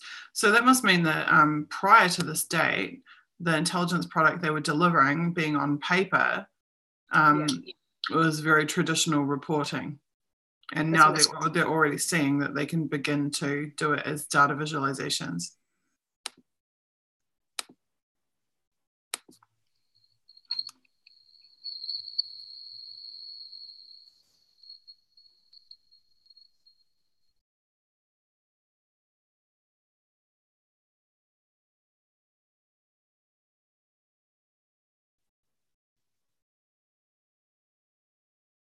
In the future, they may be able to do it wirelessly, i.e. without the USB flash drives. Interesting. Yeah, I like that document. I think it's very, very interesting as well. Oh, here we go. Perception management again about Iraq. Just pull the link for it.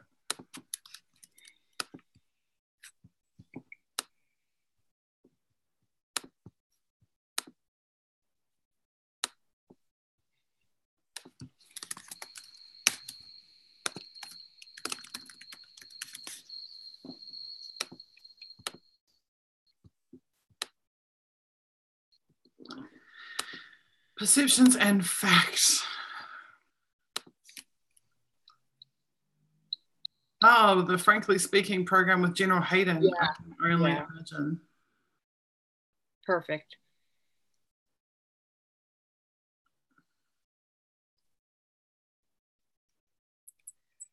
This is, I think we've seen documents before pretty much like this, saying there aren't as many bombs as you think there are.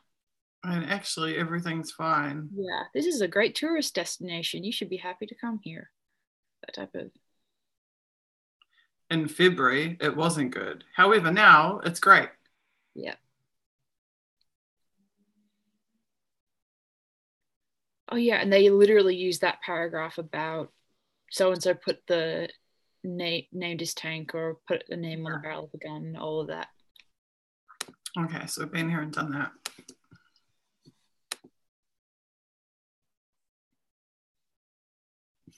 Okay, now we've got a response to the tablet.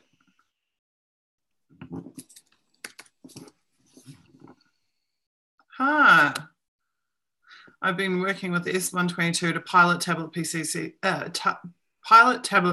here in London with our more than 50 customers. Interesting. Thank you for featuring this initiative. I expect it to be a success on many levels.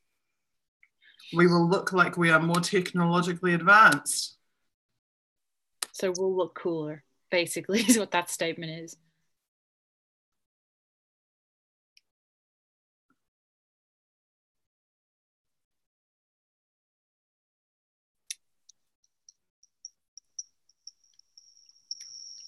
And then all of that appears to just mean I won't have to run around handing out paper to people, and therefore can do more work. Yeah, efficiency. Well, that would be legitimately a huge savings in time to transfer from paper to digital, for sure.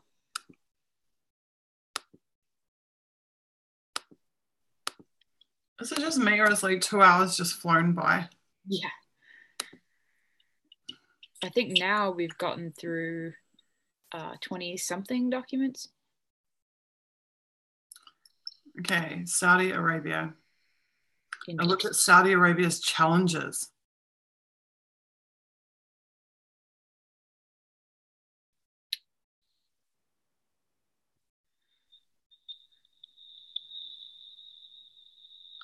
Oh, I don't like the way this is phrased at all. This is phrased like they're protecting, like they're working on behalf of. Yeah. Attempting to secure Saudi Arabia. I don't remember Saudi Arabia being in the inset reporting at all for this batch. Yeah, I'm not sure. I don't remember it, but I could have forgotten it. But a key coalition partner is Saudi Arabia. You know, this is a really interesting. I know this is way back in 2004, but I've had a couple of friends comment on this exact subject as far as internal security issues. And I mean, we saw a lot of that type of situation erupt recently in Saudi Arabia, but I mean, I've had friends that have mentioned that years back. So mentioned it in what context? Oh, just pointed out that there will probably be internal strife because of the amount of people you have in the royal family that have various different interests and a lot of money and power going into that. So we haven't got through the whole document, but so far, my read of it is that the NSA is looking to shore up the stability of their partner, which means basically that they're monitoring on behalf of and acting to secure the longevity of Saudi Arabia. Which reminds me of the New Zealand legislation where they're talking about the international partnerships that the New Zealand intelligence agencies can act to preserve the international partnerships. So basically they're like back scratching. They're like, you're our partner, we want you to stick around, and therefore we will use our behemoth system to oppose anyone who opposes you and to keep you in power for as long as possible. Ensure your internal stability. Yeah, that's what that sounds like, definitely. Okay, let's keep reading. So they're looking at the possible challenges to the future stability of Saudi Arabia. Will they get old and die off, or too corrupt, or too unpopular? Or is there a younger generation ready to take it? So they're looking at succession. Yeah. Oh, and I hadn't even read that, but is there a plan of succession to the throne? And who might be pulling the strings in the background? Well, the NSA is pulling the strings in the background by the looks of things. So it sounds like they're almost literally just saying, who should we support to benefit ourselves the most? That's how I read this.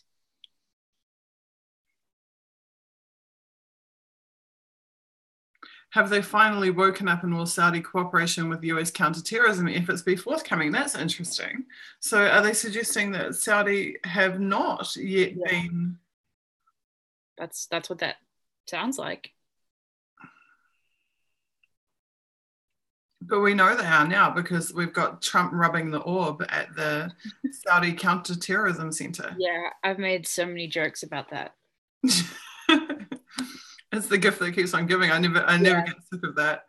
Him and King, what's his face, rubbing the orb. It's like, oh my God, it's so strange. The orb will tell us everything we need to know.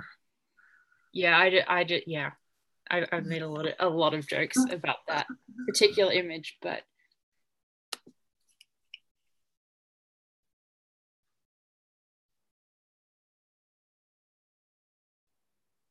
50% of the population under the age of 18.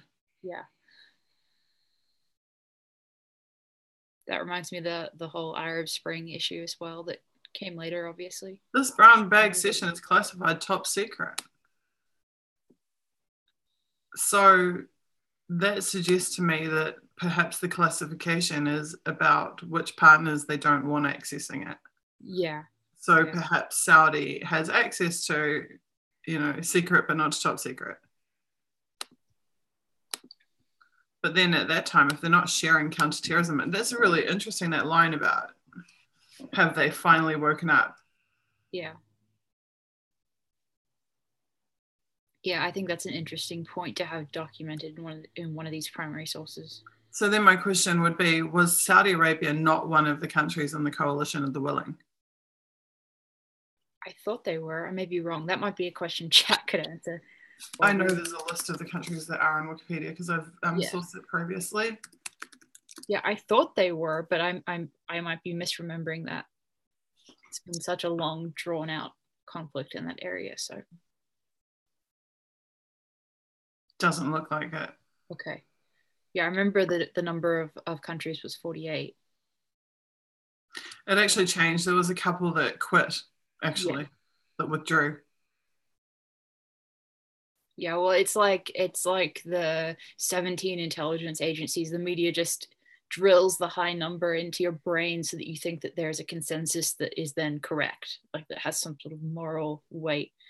And then, intelligence agencies then retract and there's 3, but you just get the number 17 or 48 NLP like drilled into your mind. So. And look, only 3 of them actually showed up for the original invasion: UK, Australia, and Poland. Yeah, I remember that there were so many, like, I guess, signatories on it, but only a couple actually sent troops. That said, though, all of the special forces would have gone. Like this is total nonsense. Like they're talking about regular army here, but there's no way that if SASR, Australian SAS went, there's no way that NZSAS didn't. Yeah. I'll just never hear about it because it'll be classified. Yeah. But where the UK SAS go, the Australian and New Zealand SAS go as well. Absolutely. There's also SAS in other countries that people aren't broadly aware of.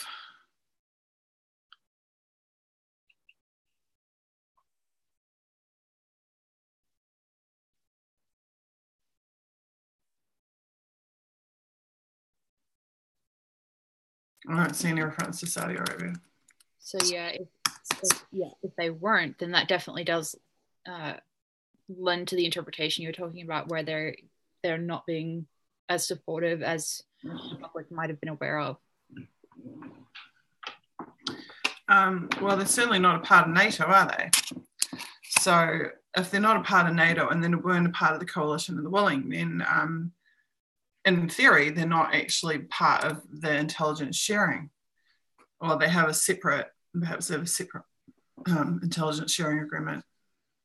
But something must have changed for sure, because the US and Saudi are completely embedded in counterterrorism, which is what UN war is all about, and the US refueling of the airships. So what I take from this more broadly is that the US-Saudi relationship has dramatically changed or been transformed since 2004. Yeah. And that makes me want to find out more about Bush and Prince Bandar, or whatever his name is. What was the effect of that relationship and the closeness there? And then subsequently Clinton and Prince Bandar, Clinton as Secretary of State. Yeah. And whether that is why that relationship changed so substantially. Yeah, I'm writing that down right now. Just that this gives insight into the history of the US-Saudi relationship.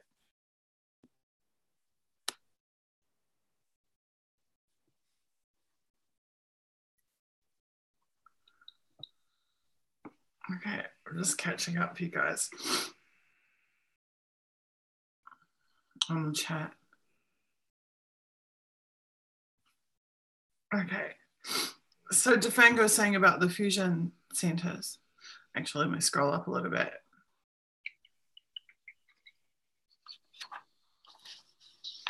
Someone says, we're back on Susie's drawers. Yes, my drawers. Yeah.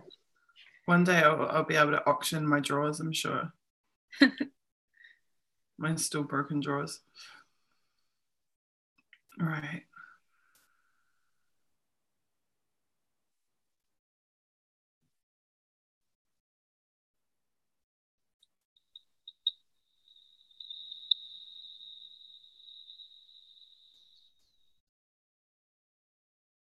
Oh, cool. Thank you, Deborah. So she's given me the link to the US military terms and references or whatever. Great. WikiLeaks. Awesome.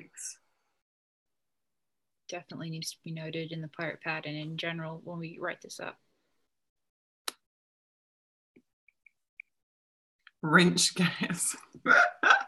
Someone's called it Wrenchgate. Funny. Roland's saying that business docs are not meant to be understood. Yeah. That's actually a really good way to put it. They're not meant to be accessible to the great unwashed like swaths of humanity who are to be denied sufficient education to be able to understand them. Unfortunately, really true. I'm really grateful. It's like candle wax. I told her how to fix them.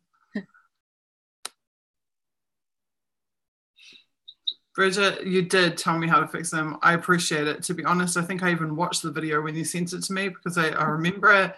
But when I wake up in the morning, my first thought is not, I must fix my drawers. My thought is, holy crap, I have to do 100 things and I only have time to do 20. And I'm wiped out because I've just been up until God knows what time in the morning. And I'm going to starve to death if I don't cook for us. The day will come where I care about the drawers enough to do something about it. And I appreciate the attempt at helping me. Thank you.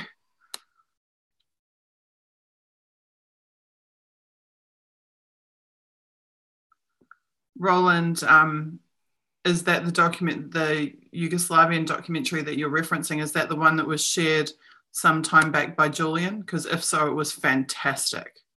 I did watch it and it was fantastic. It was incredible. Horrifying, but incredible. Really, really well put together. It dismantled like the political story, the Clinton version of what was going on versus the media more generally, and then went right into the history of the land and the various ethnic communities, and showed a completely different representation than I've ever seen before about those events in Western media. It was absolutely brilliant and documented really horrific crimes. Yeah.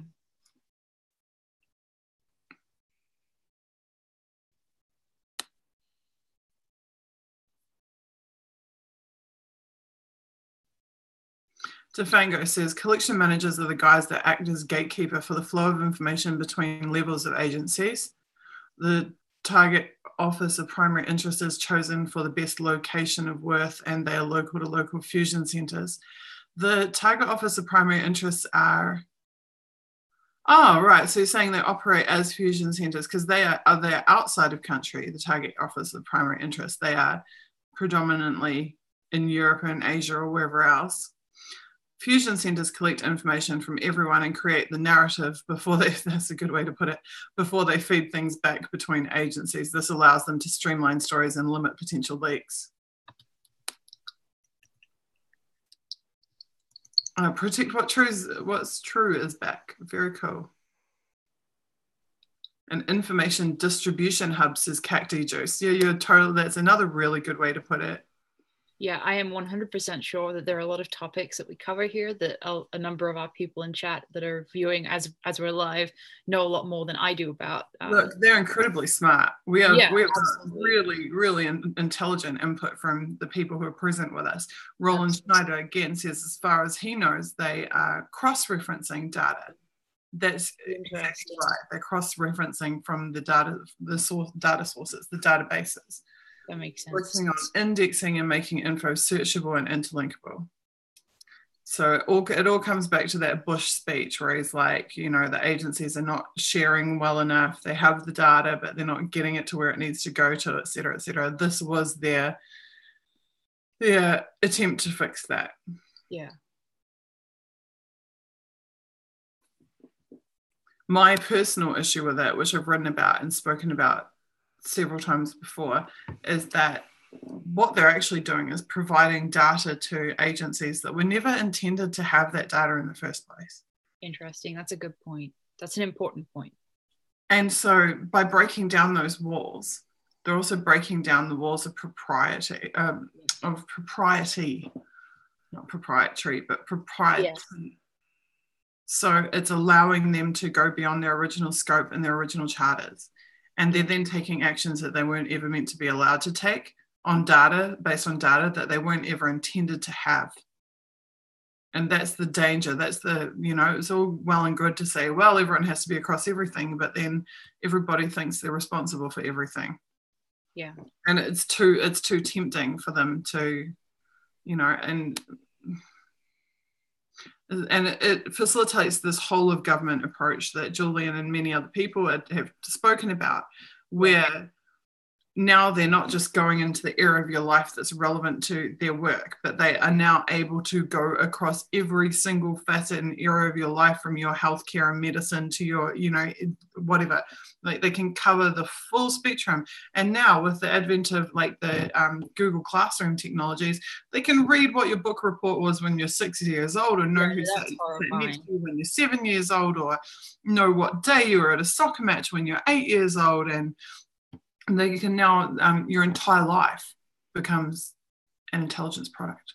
Yeah, and the potential of that, the childhood data to be used in personality analysis or any other use that the NSA or intelligence agencies might have is absolutely horrifying to me. And I'm so glad that I was just old enough to miss a little bit of that. But regardless, it's awful that it's happening now. You know, without kids it's one level of awful to have all of this happening to adults without their consent, but then when you think about the application to children, that really bothers me.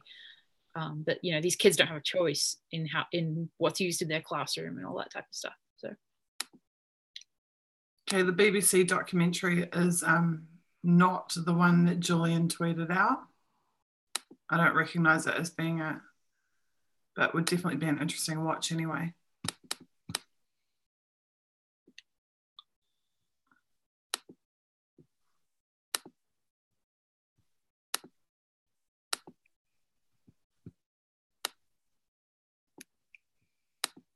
I'm just trying to get my chat window back. Sorry, guys.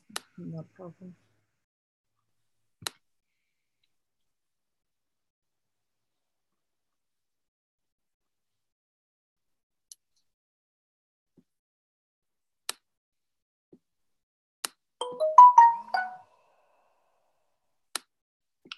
No, I can't scroll up far enough on the chat. What?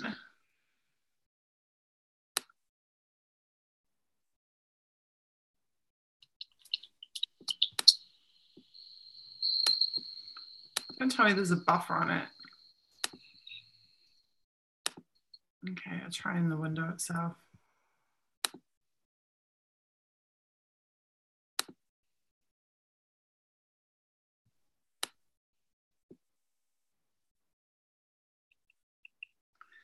Weird. Weird.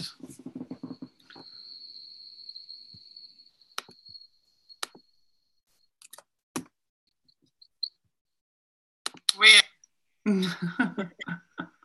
All of that. There is a buffer. Well, that sucks. Because I had it exactly where I wanted to see it, like where I was current up to, and now I can't see it anymore because I stupidly changed the window.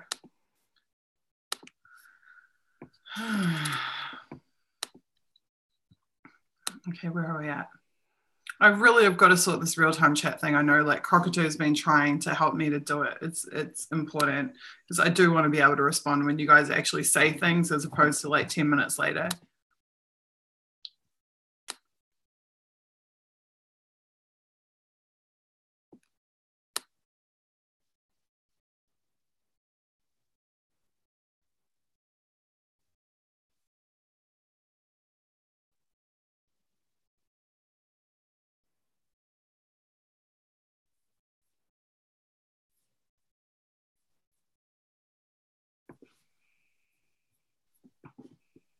Okay, there's a whole discussion about Bitcoin mining, which is totally over my head.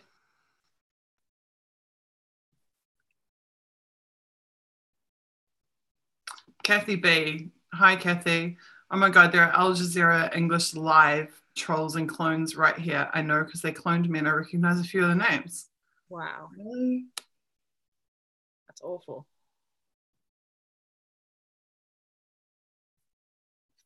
Someone's asking if Elizabeth is with Internet Party New Zealand. Yeah, I saw that.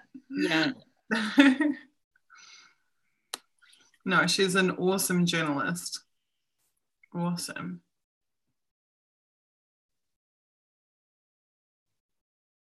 Yeah, I definitely don't have the New Zealand accent, so definitely not.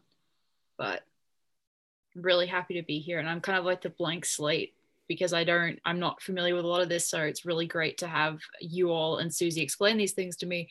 And, you know, then other people who watch it, I'm hoping will also learn as I learn.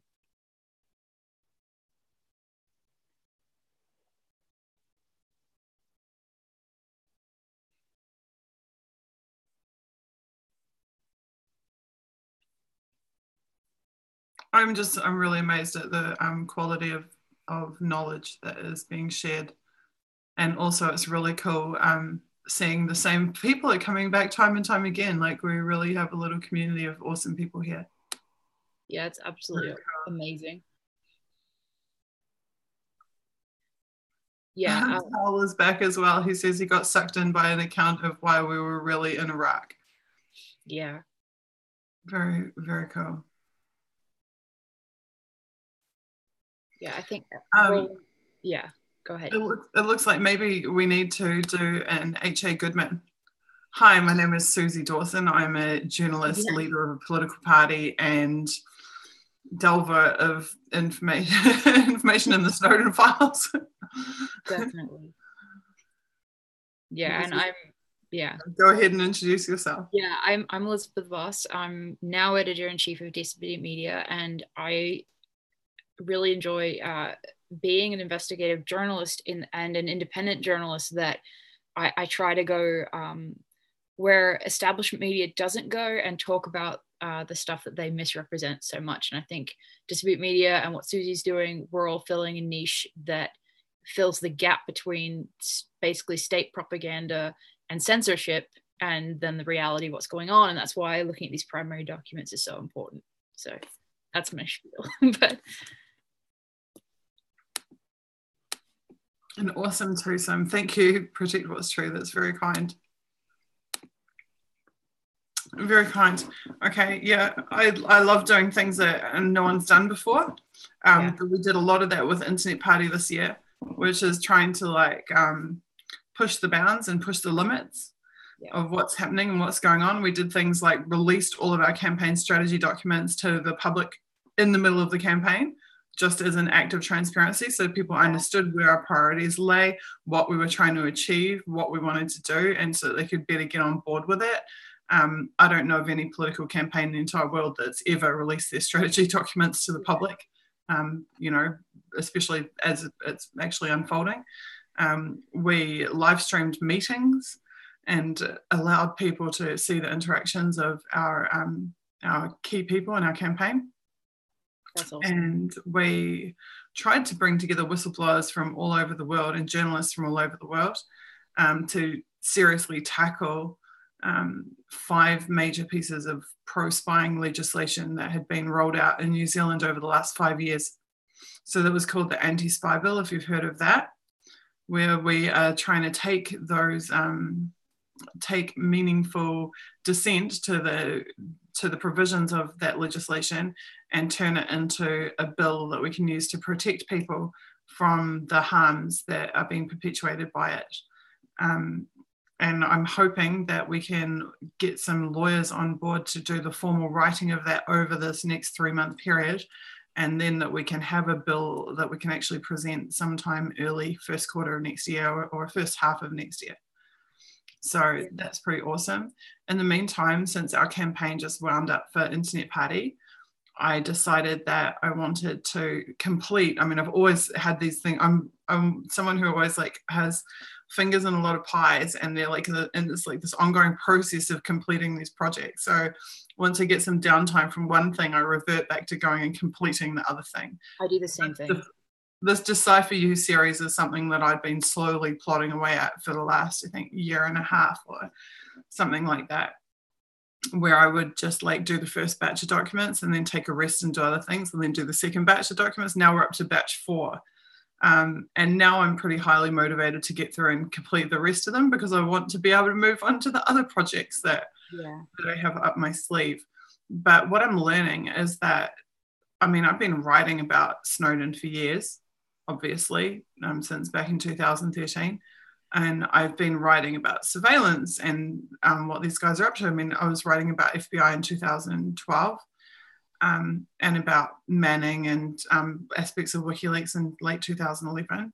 Wow, yeah. But what I'm reading and learning now is more significant than anything I ever wrote about before, ever knew about before.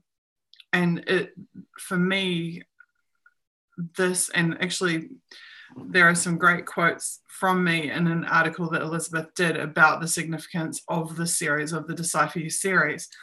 But for me, I'm learning that we have not even scratched the surface of the Snowden documents. People talk about it as if it's like we're post-Snowden now, it's all done and dusted, that's all in the past, his leaks are in the past, we've learned everything there is to learn. And what we're proving with this series is that we have not even scraped the surface. The wealth of information in there left to learn is unquantifiable. And I think that what I'm learning from having Elizabeth on board is that what I see in the documents, what my interpretations of the significance of them are completely different from what other people's are. So when you put different eyes on the same document, you get different insights. So already tonight we had Elizabeth is like putting dots together that I had just simply hadn't seen it that way. So I think the more people that we have go over these documents and draw conclusions from them, the richer the understanding will be that we gain from them. Absolutely. And I mean, likewise for me, like I said earlier, you know, you're teaching me so much about what these topics are talking about, like just understanding the document. So I'm learning a huge amount every single time we stream one of these Decipher You segments. And I think one of the things you had said to me as far as like giving a general, like to Roland, giving a general overview of what we're doing here is we're turning a mirror on these agencies that have been watching our lives and understanding our thought process, like we were just talking about, and then we're watching their thought process and their development. And so yeah, I think Suzie had said that to me after one of our streams earlier, is it's literally just turning a mirror on them and what they've done to us. So for me, it's like trying to look in on the other side. It's like they were peering at me. Like I used to be so indignant because there's just like, I mean, you think about like, oh, well, like walking around your house naked or whatever, and people watching. You don't think about like trying to explain to your daughter about the birds and bees and having some government agent watching you do that. Like it's, for me, it was like as a parent, I was having these like really key life experiences, which are part of parenting, and knowing that I was being heard and watched through those, and it felt like it was actually robbing me. It was like robbing me of like the sanctity of these experiences. These are like trying to build relationships with my children, with people watching. It's like I'm actually going to cry now because it's so like it really hurt. It really hurt. It's like it's one thing to strip you of your physical privacy, but it's another to strip you of your relationship privacy. And it actually does it completely alters and changes the way that you interact with people when you don't have that most basic level of privacy available to you. Is so incredibly damaging. And they think that their surveillance is passive, but it's not, because what they weren't looking at me in my natural state. They were looking at me as a result of their surveillance. They were seeing the lab rat, you know, in the cage that knew it was in a cage, that knew it was in a lab.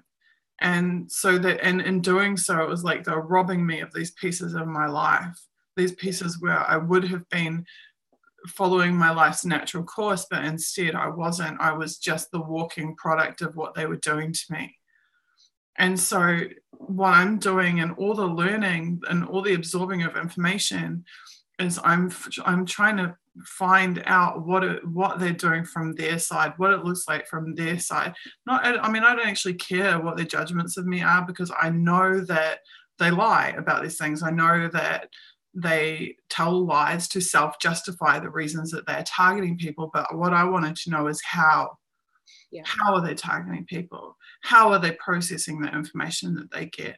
What is it that they're actually doing? And these are the questions that I've been able to answer by studying these topics, or begin to answer. I still don't have a comprehensive understanding of it, but I'm learning more and more and more every day. Definitely. And I feel like in studying this and in learning this, it's like taking some of the power back.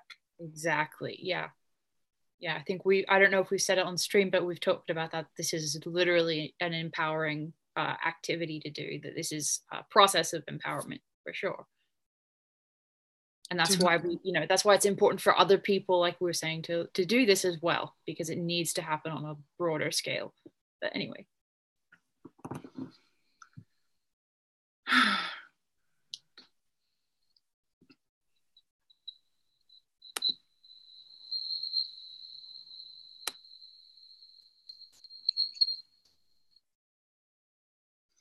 Yeah, Jenny says it's beyond sick, and yes, it is. Pretty much true. I don't usually talk about like my domestic situation for the protection of other people, obviously, but it is public that yes, my children are with me. That was like a no-brainer for me. I would never leave them ever. But unfortunately, other people around me, not just my children, but everyone who was closely involved with me in my life, had suffered negative impacts. I mean, for me, it's like just saying those words, it like belittles it almost, because there aren't actually words to describe what people who are around me went through. It's not something that I can describe to you. But there's enough information in the public realm about what happened to me. If you haven't seen my documentary, it's called Diary of a Person of Interest. If you go and watch that, you'll have some better understanding of what we were put through. But simply put, these agencies did not give a crap that I had children. It did not impact the way that they treated me at all, or that other people were. And this is what I mean about the self-justification. I received a message, one of countless messages I used to get when I was under hardcore surveillance, and they said, like, basically, you looked into the abyss, so the abyss looked into you. So what they're saying to me is I became an activist. I stood up for social rights, human rights. Therefore, that's the justification for them looking back into me. I was investigating war and intelligence agencies, so the intelligence agencies investigated me. So from the perspective of those agencies, they think that everything that I subsequently went through is justified by that. So never mind that you've got contractors trying to drive me and my kids off a cliff. That's actually my fault, because if I, in their thinking, it's my fault. Because if I hadn't looked into them, if I hadn't been engaged in journalism and advocacy journalism, I wouldn't have been targeted. So this is the mentality. This is typical of anyone who's engaged in like egregious conduct, whether they're a rapist, whether they are, in child trafficking. They like Elizabeth has been studying. They all have justifications for why it's okay for them to victimize people. They don't tell themselves I'm a dirty, horrible criminal. They tell themselves, actually, it's justified by ABC. And that's what these intelligence agencies have been doing as well. Like, they knew I wasn't a spy.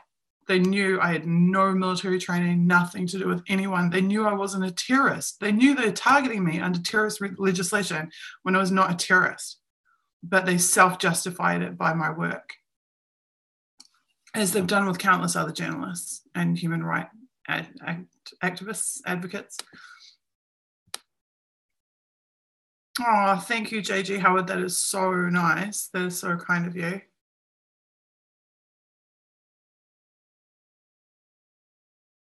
Roland says, is there a trustworthy whistleblower organization beyond The Guardian? I'm not sure why you would think The Guardian is a trustworthy whistleblower organization. I definitely wouldn't consider them to be at all.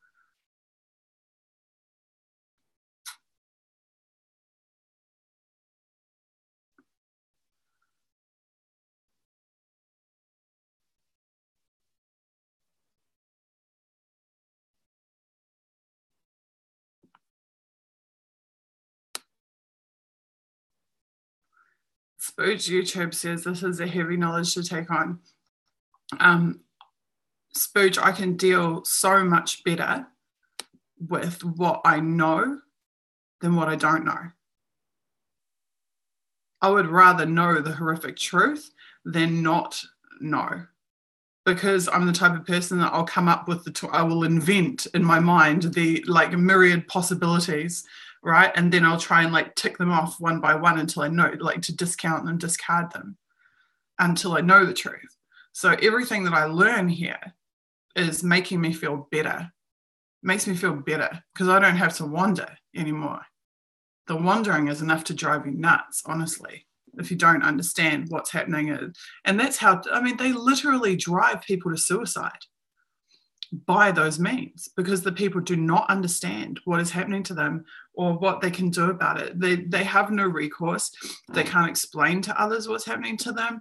The power imbalance is so dramatic. Like, can you imagine the power imbalance between like one chick solo mum in the suburbs who doesn't understand what the hell's happening, who just literally tried to participate in an activism movement and that's it. The power imbalance between that and like these organizations that we're studying with their like global network and their cutting edge technology and their thousands of contractors and linguists and analysts and like it's like the most major power imbalance that you could ever invent. And that's the power that they're wielding against citizens. So to know what they did is, to me, is far better than to not know, to have to guess.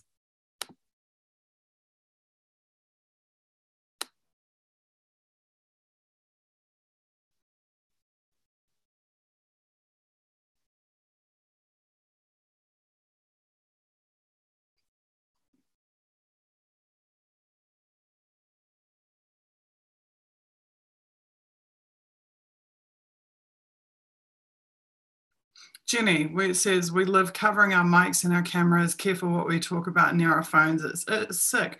It is sick. We've been socialized to exist with spies, live with spies.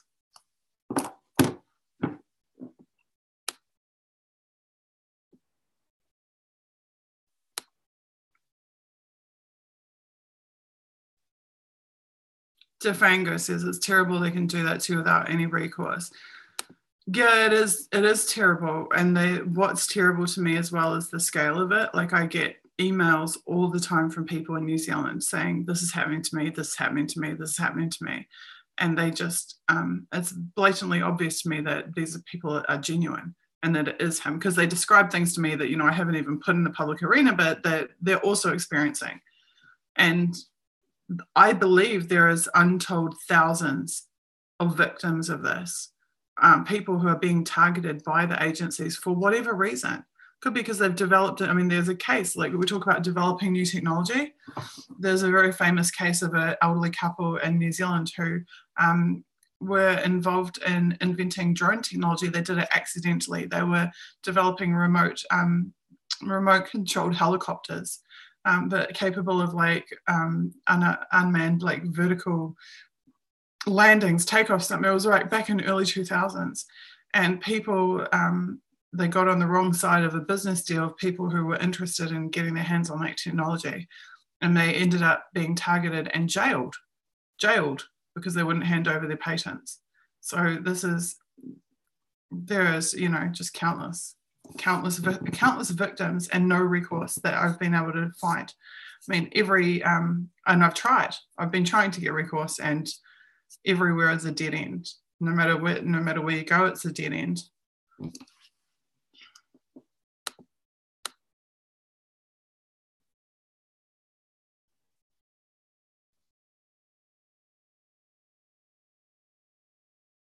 Forsaken Companion says they're like an abusive spouse, and that that's the comparison that Caitlin Johnston made. She said, this is what abusive husbands do to you. They go through your phone, mess with every area of your life, make you feel like you're being watched 24/7. And I said to her, yeah, it's like not having one stalker, but having a team of stalkers that are coordinated and are trained and are resourced, and it really is.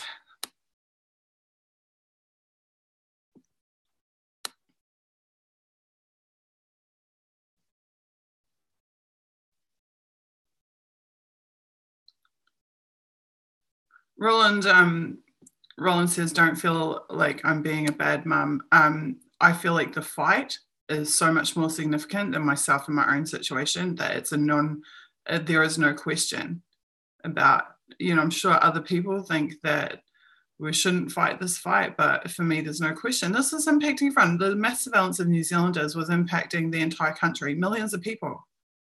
These wars and what's happening with the UN resolutions and the sanctions and the further perpetuation of war is impacting millions of people.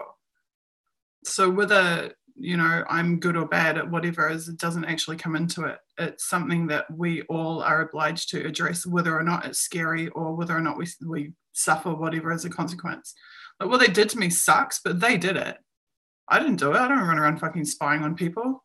I've never in my life ever done any of the things that they did to me, to anyone else. So I'm fully aware that it's not my fault. Fully aware. I'm also fully aware that they had no mandate to ever do that.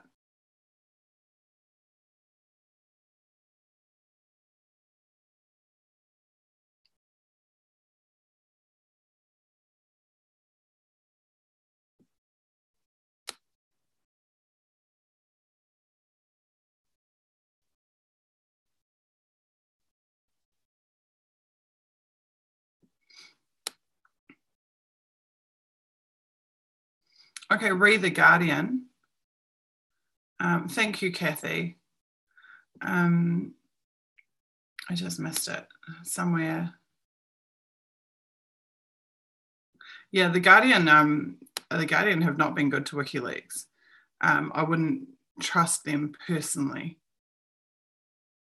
I mean, there was an instance of that guy like the editor publishing the like encryption code for one of the WikiLeaks releases, and they've had like James Ball and God knows who else like just ripping, not even ripping Assange to shreds, but actually smearing Assange and smearing WikiLeaks as an organization for years. So I'm pretty dubious. I mean, I understand there's also good work done at The Guardian. There's also things that are worth reading and journalists who are trying to get real stories out. But institutionally, I think they failed WikiLeaks. Institutionally, I think they also failed Snowden to a certain extent. So I think when the going gets tough, The Guardian caves in, is what we saw happen in relation to the Snowden files. So yeah, I think the only organization that I know of where every single person in that organization not only would put but has put their lives on the line in the course of their service to the public is WikiLeaks. That's the only organization where you can say that every single staff member has laid their body on the line for truth, laid their life on the line for truth, has chosen not to go for the commercial opportunities, not to monetize their existence and participate in capitalist journalism, but is prepared to and has been paying the price and the consequence of taking a moral stand and providing a public service that we simply didn't have before. We didn't have WikiLeaks in the 80s. We didn't have them in the 90s. God knows we needed them. You know, people always, this is my pet hate, is people are always like, oh, WikiLeaks has put X amount of lives in danger. WikiLeaks saves lives. If WikiLeaks ends a war a year or two earlier than it would have, if WikiLeaks prevents a war, if a war is more difficult to justify or push through the UN process because of information that's published by WikiLeaks, don't tell me about WikiLeaks costing lives. WikiLeaks saves lives. WikiLeaks has saved journalists like me in exile. Like I'm thinking about Amin Husseinov, whatever, you know, the Azerbaijani, who they got to exile in Switzerland. And I mean, they saved Snowden. How many journalistic organizations do you know of that actually save people's lives? They're a model for what journalism should be. And yet they are smeared endlessly.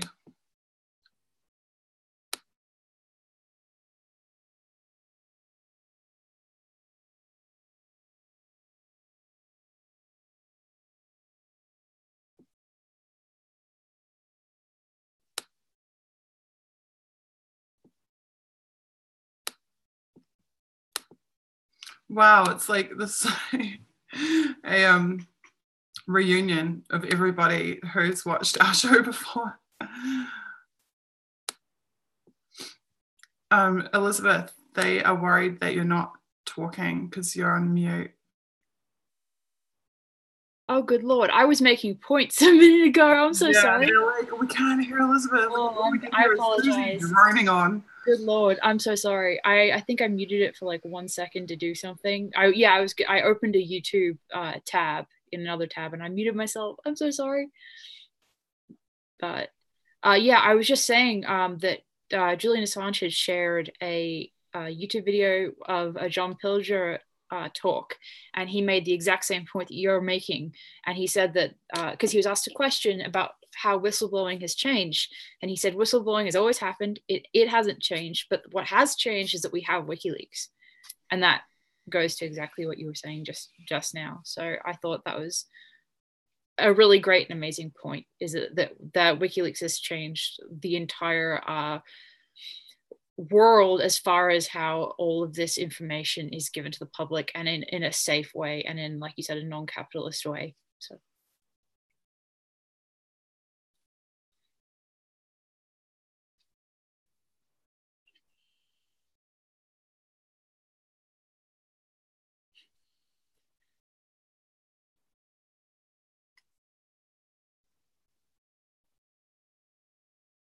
yeah, total apologies. I'm muting myself. I just didn't want to have YouTube stop playing because I was opening a couple of links that people had put into chat.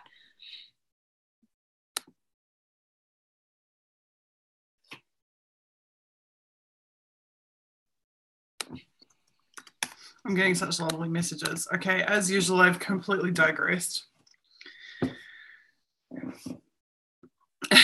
I'm like, I've got to stay on topic. I want to keep it on topic. I don't want to have a big rant, and I'm like on a big rant. Okay. It happens sometimes. Sorry, fail. No problem at all. Total fail. Well, I muted myself, so we're fine. It happens sometimes. That's a great description. Protect what's true. He says, I think Randy Credico described WikiLeaks as having the might of a meteorite. It does. Yeah, that's a great way to describe it for sure. It really does. Okay, so Saudi Arabia, I think we have got to make a note of this document because of what it says about counterterrorism. Definitely.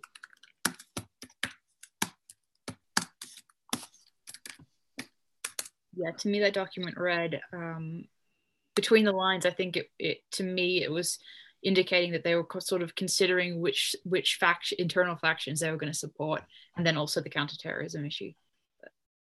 Okay, I've got 4 documents open. Let's go through them, and then we're at 102 for next time. Okay, cool. That's not bad progress. No, I think it's pretty good. Pretty good. That will leave us with about like 5 more episodes, I think, for this batch. It works. Okay. Expanding endpoint operations. So this is where they're compromising devices. Endpoint operations actively subvert systems that create, store, or manage information, computers, peripherals, and telephone switches to directly retrieve data of intelligence value. And tailored access operations is responsible for that.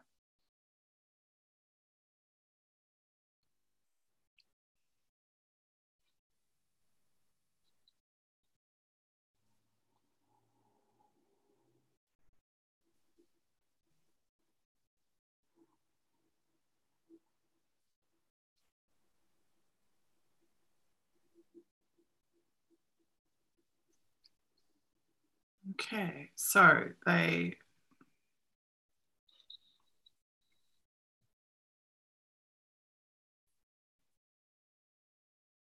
okay, the acquisition of a new remote operations center.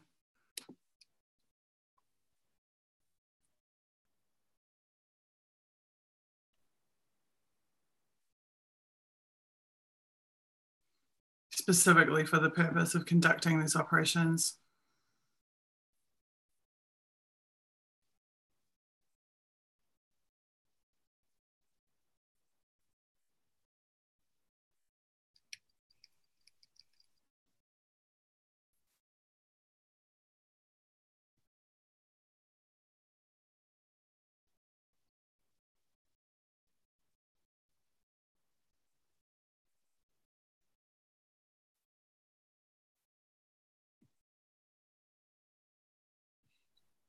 The increased capacity in this area will support a growth from managing an average of 100 to 150 active implants today to simultaneously managing thousands of implanted targets.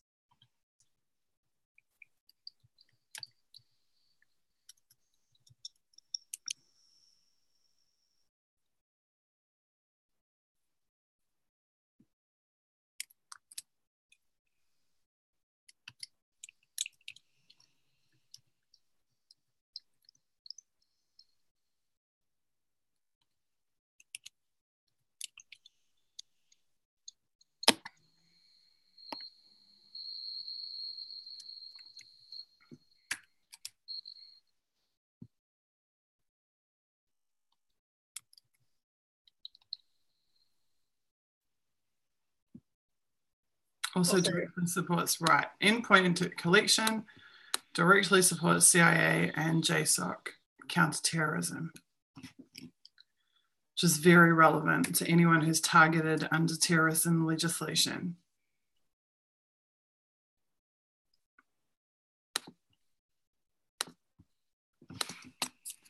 And thank you to the 2 people that messaged me on Twitter letting me know that I was muted. I do appreciate it, and I apologize for that. I feel really terrible because yet again, I have completely ignored Twitter. I'm sorry, I'm so bad at social media midstream. Not at all. I just basically I have tweeted earlier and I just click retweet once in a while on the earlier ones. But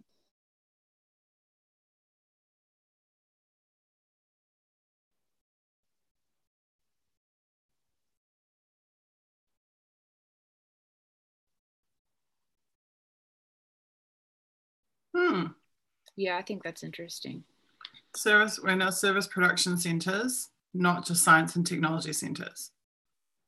We're responsible for anything and everything related to ground forces, from tactics, doctrine, and equipment to science and technology. Doctrine? That's an interesting phrase to use there.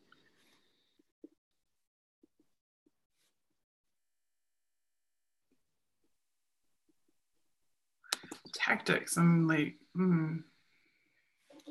Yeah, well, I guess doctrine is such a religious term as opposed to like rules or something that it just struck me. But yeah, tactics definitely important.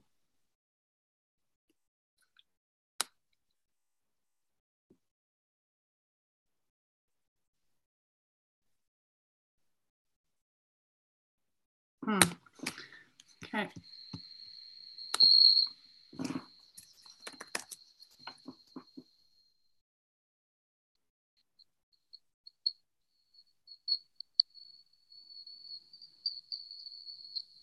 The poor man's cellular. Wow. This was covered. This was already reported on. Yeah, it was in Iraq. Awesome. Yeah, and they're wanting to work out how to specifically collect on those because they're frequently in use in the tribal areas.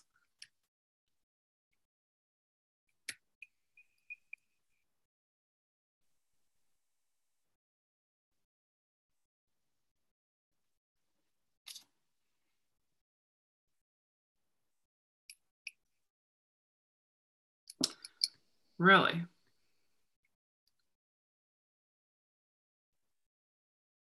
Interview with unknown person.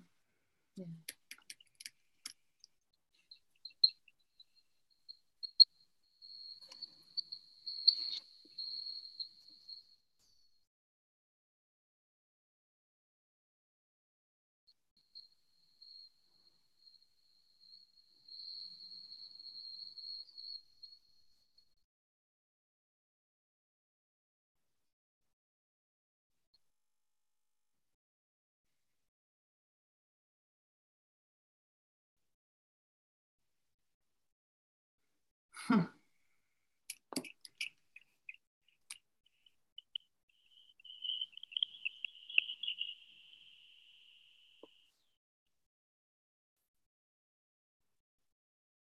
He's talking about running different levels of applications, one for beginners, another for experts. And I think that's interesting because that's almost what we were saying before about not having that background knowledge.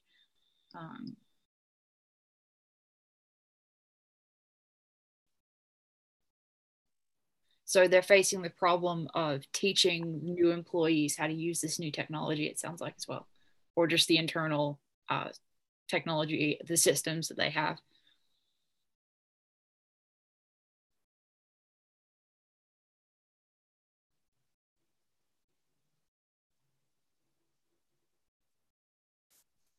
Yeah, I'm not sure that's worth like noting. That's just what I'm reading between the lines, that they're having some issues teaching their employees how to use their own internal systems.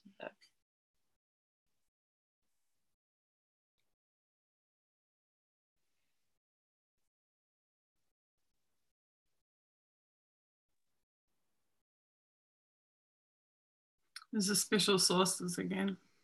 Yeah. Closing the development gap for special source accesses.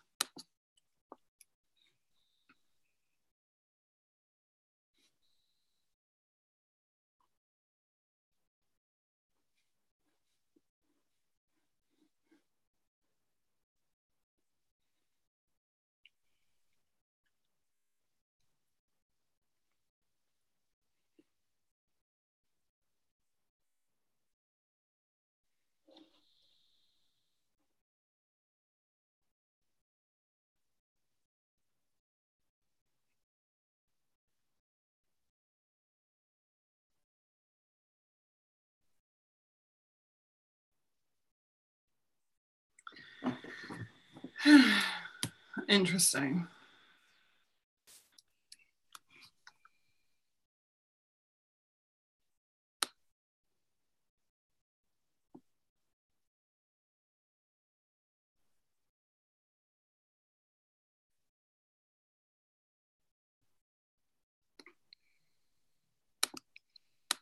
That for me is the most interesting. Yeah. And it comes back to what we've seen in previous documents where they're wanting to view everything in its native environment, but also to bring all of the component parts of the SIGINT into the same view. Definitely. And have all of the tools readily available.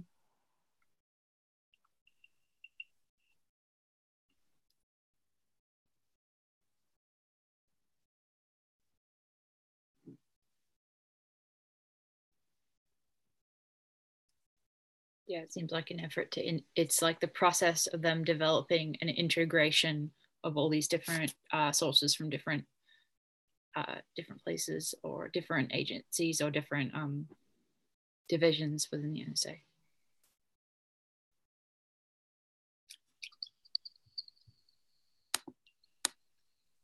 Yeah, multiple accesses. There you go. That's the phrase to use.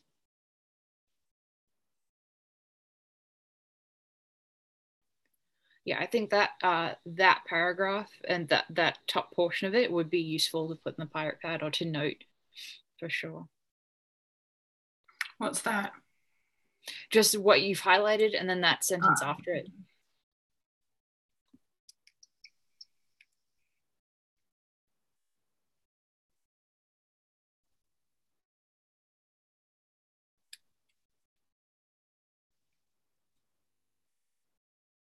I think it's not, I think we've seen similar information before, but it looks like it's so it fits under the category to me of like the transformation 2.0 type stuff. Having seen the complexity of the system, of the targeting systems, yeah, and the sophistication of them, the fact that someone could come from the inside to the outside is even more remarkable. Yeah.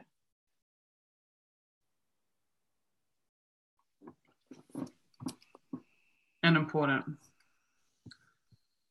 Okay, I think that's the last document for today. Awesome. Yep, so now we're up to 102. Sweet. There were 250 in this batch, is that right? Yeah, 251. So. Awesome. Halfway through. We'll get there. Okay, how are you guys going in chat? Yeah, I think that's enough for today. I'm like pretty exhausted.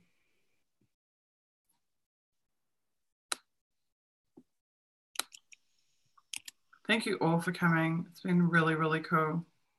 Yeah, it really has. Do you have anything you want to ask before we sign off?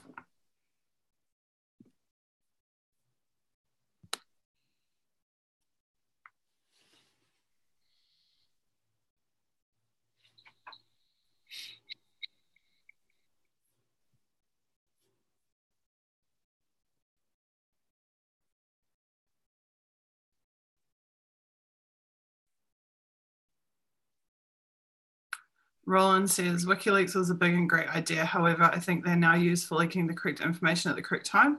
I completely disagree with that. The amount of time it takes them to process leaks makes it impossible for them to be used for leaking the correct information at the correct time.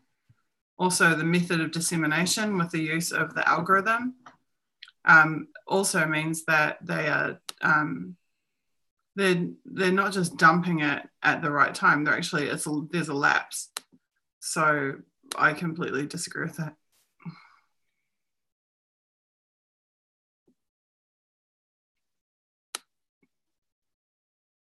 I think that WikiLeaks is extremely sensitive to the idea of being used for anything, and take steps to make sure that's not happening.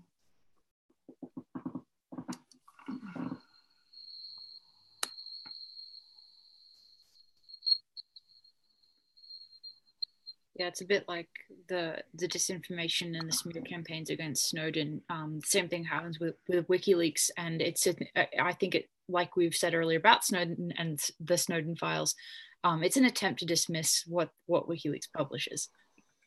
So I hope that not a lot of people fall for that, but I think it's one of those narratives that's out there. It's the same thing as hyping this Russian hysteria to deflect from what was revealed in the DNC emails, and all of that. It's rinse repeat. It's the same pattern over and over again. And unfortunately, it does sometimes work, and it does shift. But also, the criticism is the perfect description of what a traditional media organization is used for. Yeah. Like, if you take the word WikiLeaks out of what Roland just said, and instead you put the mainstream media, then it's 100% accurate, the observation. Yeah. So it's kind of diversionary to attribute those characteristics to WikiLeaks when look at God, it must happen worldwide, but in New Zealand there's been major scandal after major scandal where government ministers have leaked confidential private information to the media to counter some narrative or investigation going on. They've used it in defense of themselves and improperly. And this is what WikiLeaks is being accused of, that they're leaking sensitive or classified or whatever information for their own benefit. This is what politicians do. Politicians leak information for their own benefit to news organizations that publish it at a time of convenience to that politician. That's not what WikiLeaks does. So how ironic that WikiLeaks is being accused of doing what, in fact, the status quo does every single day of the week. Absolutely. You guys have just been fantastic. Like, if I could ask anything else, it would be to please live tweet what we're talking about as we're talking about it on the hashtag.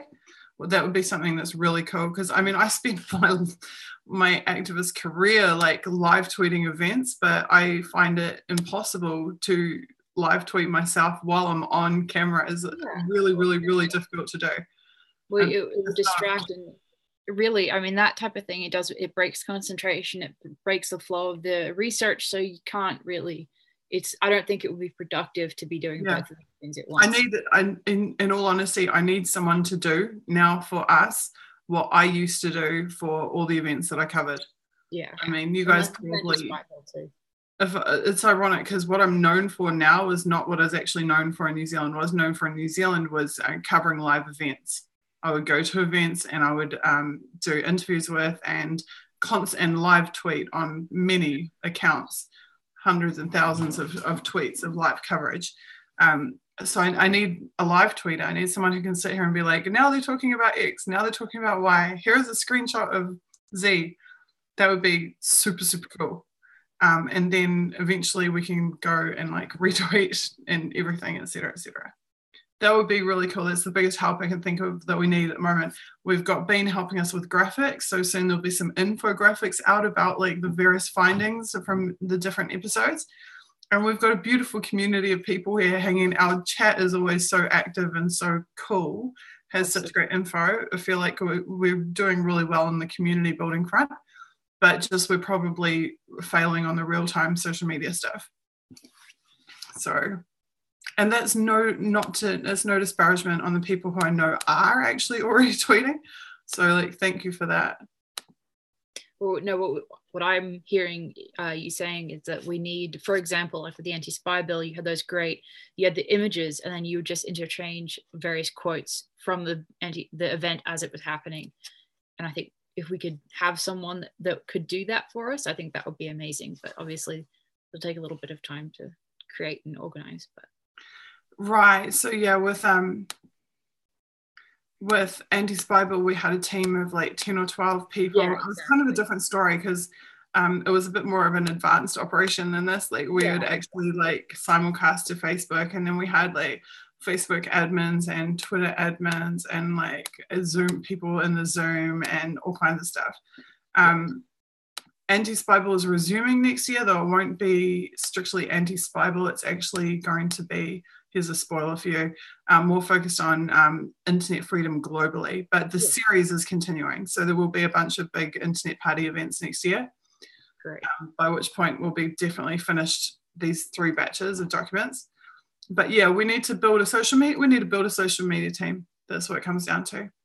I can give the Decipher You account access to, trusted people, and you could actually tweet from the official Decipher You account. That'd be And awesome. retweet anything that's on the hashtag, live tweet from the account, and circulate it. That would be good, because our total lack of funding and total lack of corporate or government sponsors mean that actually very few people realize that we're still doing that at all, that we're doing this. Yeah. So any help with that would be cool. Absolutely. Really cool. Thank you so much. Yeah, live tweeting is just you're exactly right, someone. It's just like sometimes you put a little quote, or like, now the girls are chatting about the UN, or now we have just discovered this interesting thing in this document, or just telling people what's happening in like a short and concise kind of way. Definitely.